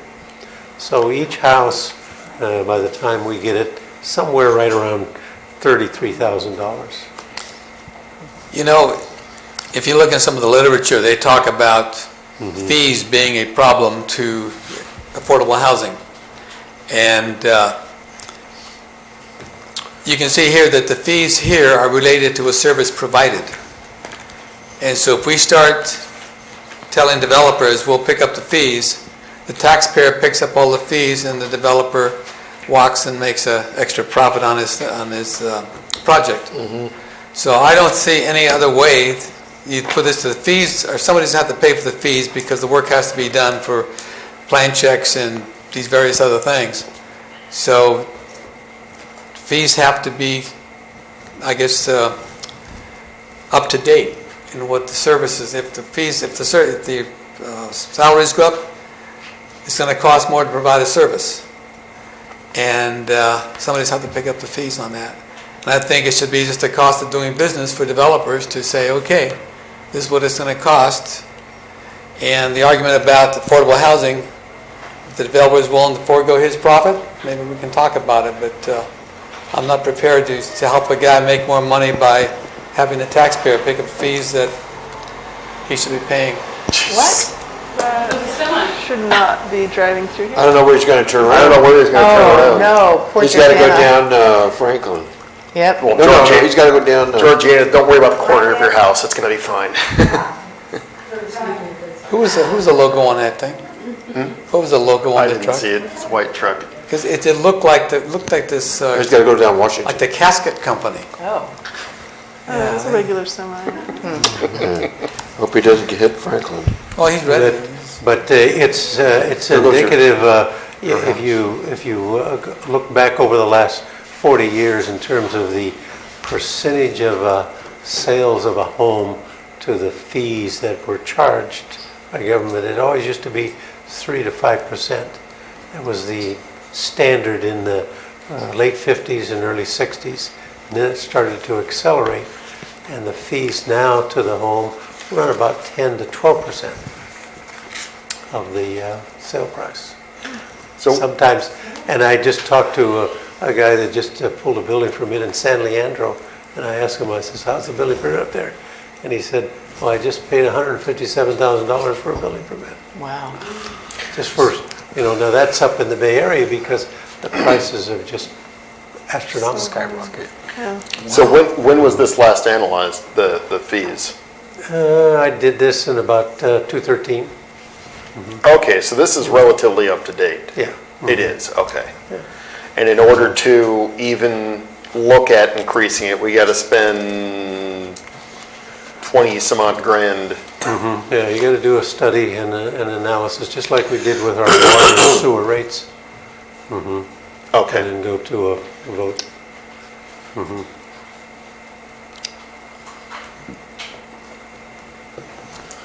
Okay. Okay. Increasing development fees.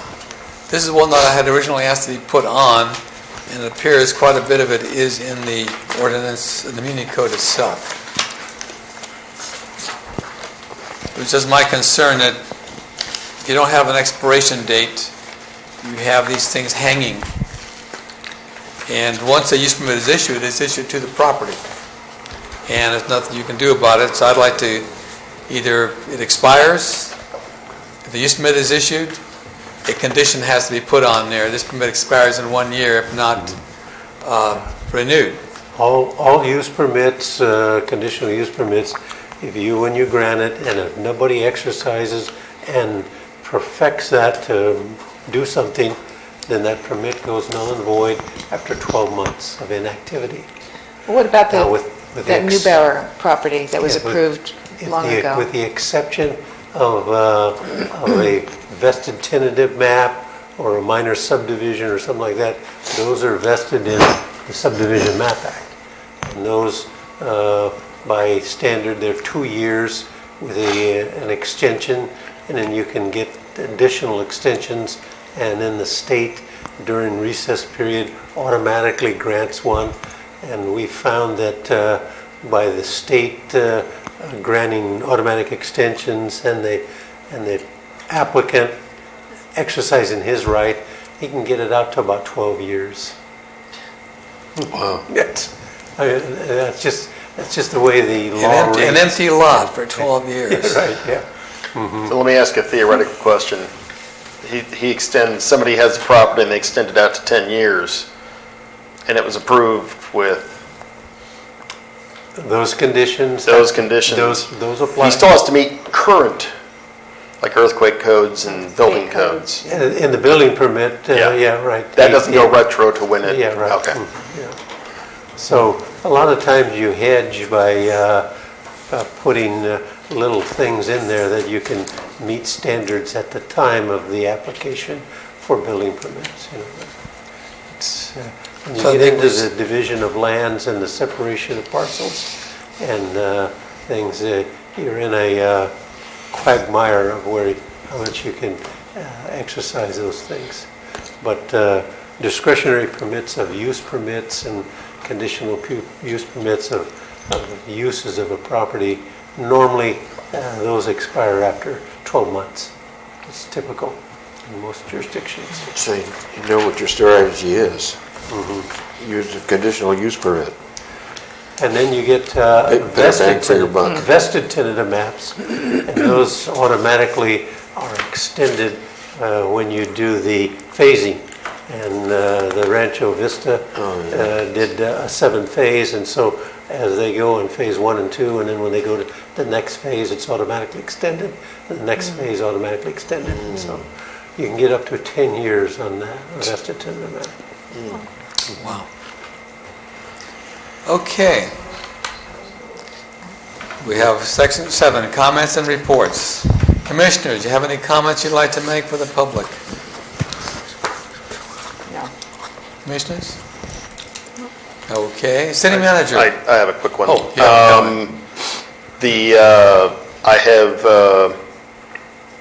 I've asked Dennis Kidd with the Regional 911 over in Santa Cruz, who does San Bernardino County, to do a presentation at the Neighborhood Watch, and they will be here August 11th.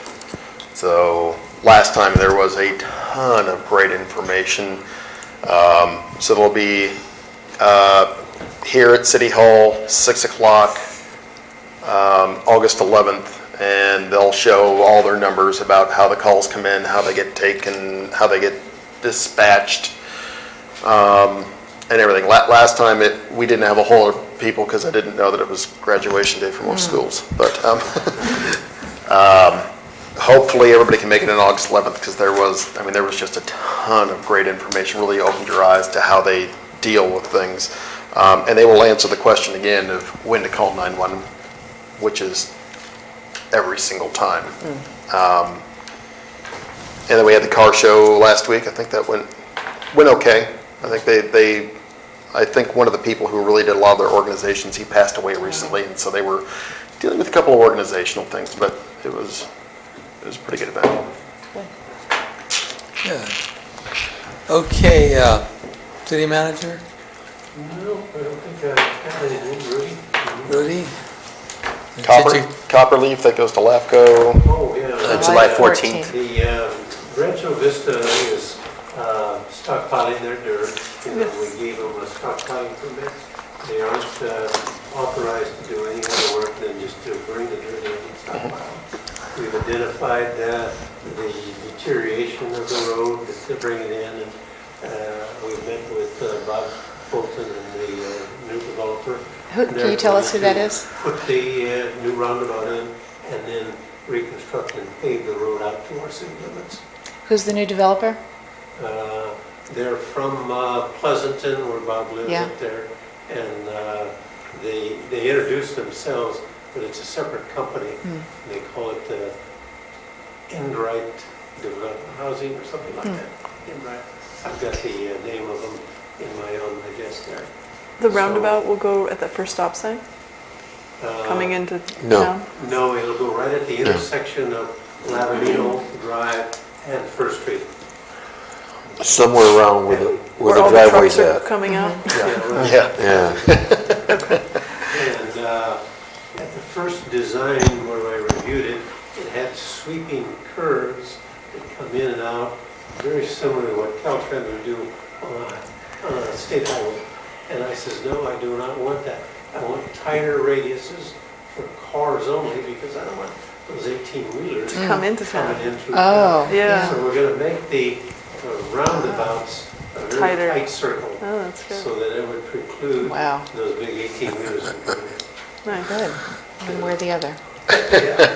Good luck to the first guy that doesn't Yes. read the signs. We'll do a lot of backing up. The other stockpiling permit that we issued was on the copperleaf, which were there, and they had the opportunity of trapping free dirt at the same time, and I says, well, we can give you a permit to stockpile it, but I says, there's no guarantee that if you don't get approved, you're gonna have it. It really is a two-edged sword, because the portion where they're stockpiling is right next to where the ground goes down, and that's in the floodplain. And if they want to get it out of the floodplain, you need that dirt. And so it's really a hedge on their part, is that even if they were denied the subdivision, they can then get a grading permit and then fill that thing and then take that out of the floodplain, and it's more useful land. So it was beneficial for them to get that free dirt, because if they didn't, then they would miss it, and then when they needed the dirt, they'd have to pay extremely high price for it. And that permit was issued by the county? Well, we issued it because when the council approved the pre-zoning, you guys approved it in January, came to the city council, then we forwarded it, Rudy, the very next day to LAFCO, and LAFCO said it would be on for the March meeting. Well, they didn't put us on the March meeting. So I said, okay, get us on for the April meeting. No, they canceled that meeting, and then they canceled the June meeting. So they even canceled the April, May, June, yeah. and everything. And so we appealed to them to say, hey, we need a special meeting. So they granted us a special meeting for July the 14th to bring it into the city. And it was a substantial area. And at the same time, LAFCO went through a change in management, and their executive director left, and the director of public works was running it, and then he didn't want it, so they were hiring somebody from Merced, and he didn't understand what was going on. So it missed 3 meetings. Here's my issue. What's your It's issue? not on the agenda. Yeah. These are comments. And I can't comment back? No. No, well, that's not dialogue. Discussion. Thank you. Do you have anything on strategic planning? That is on the agenda. I'm sorry, well, I had asked for that to specifically be on the agenda for a specific reason, and it wasn't. And that's why I'm... Nope, other than stockpiling permits, there's been no other permits. Okay, with no other business to conduct, staff entertains a motion for adjournment. I think it's adjourned. Okay, is there a second? What is there more to say? We'd be here till midnight. I second it. Okay, that's it.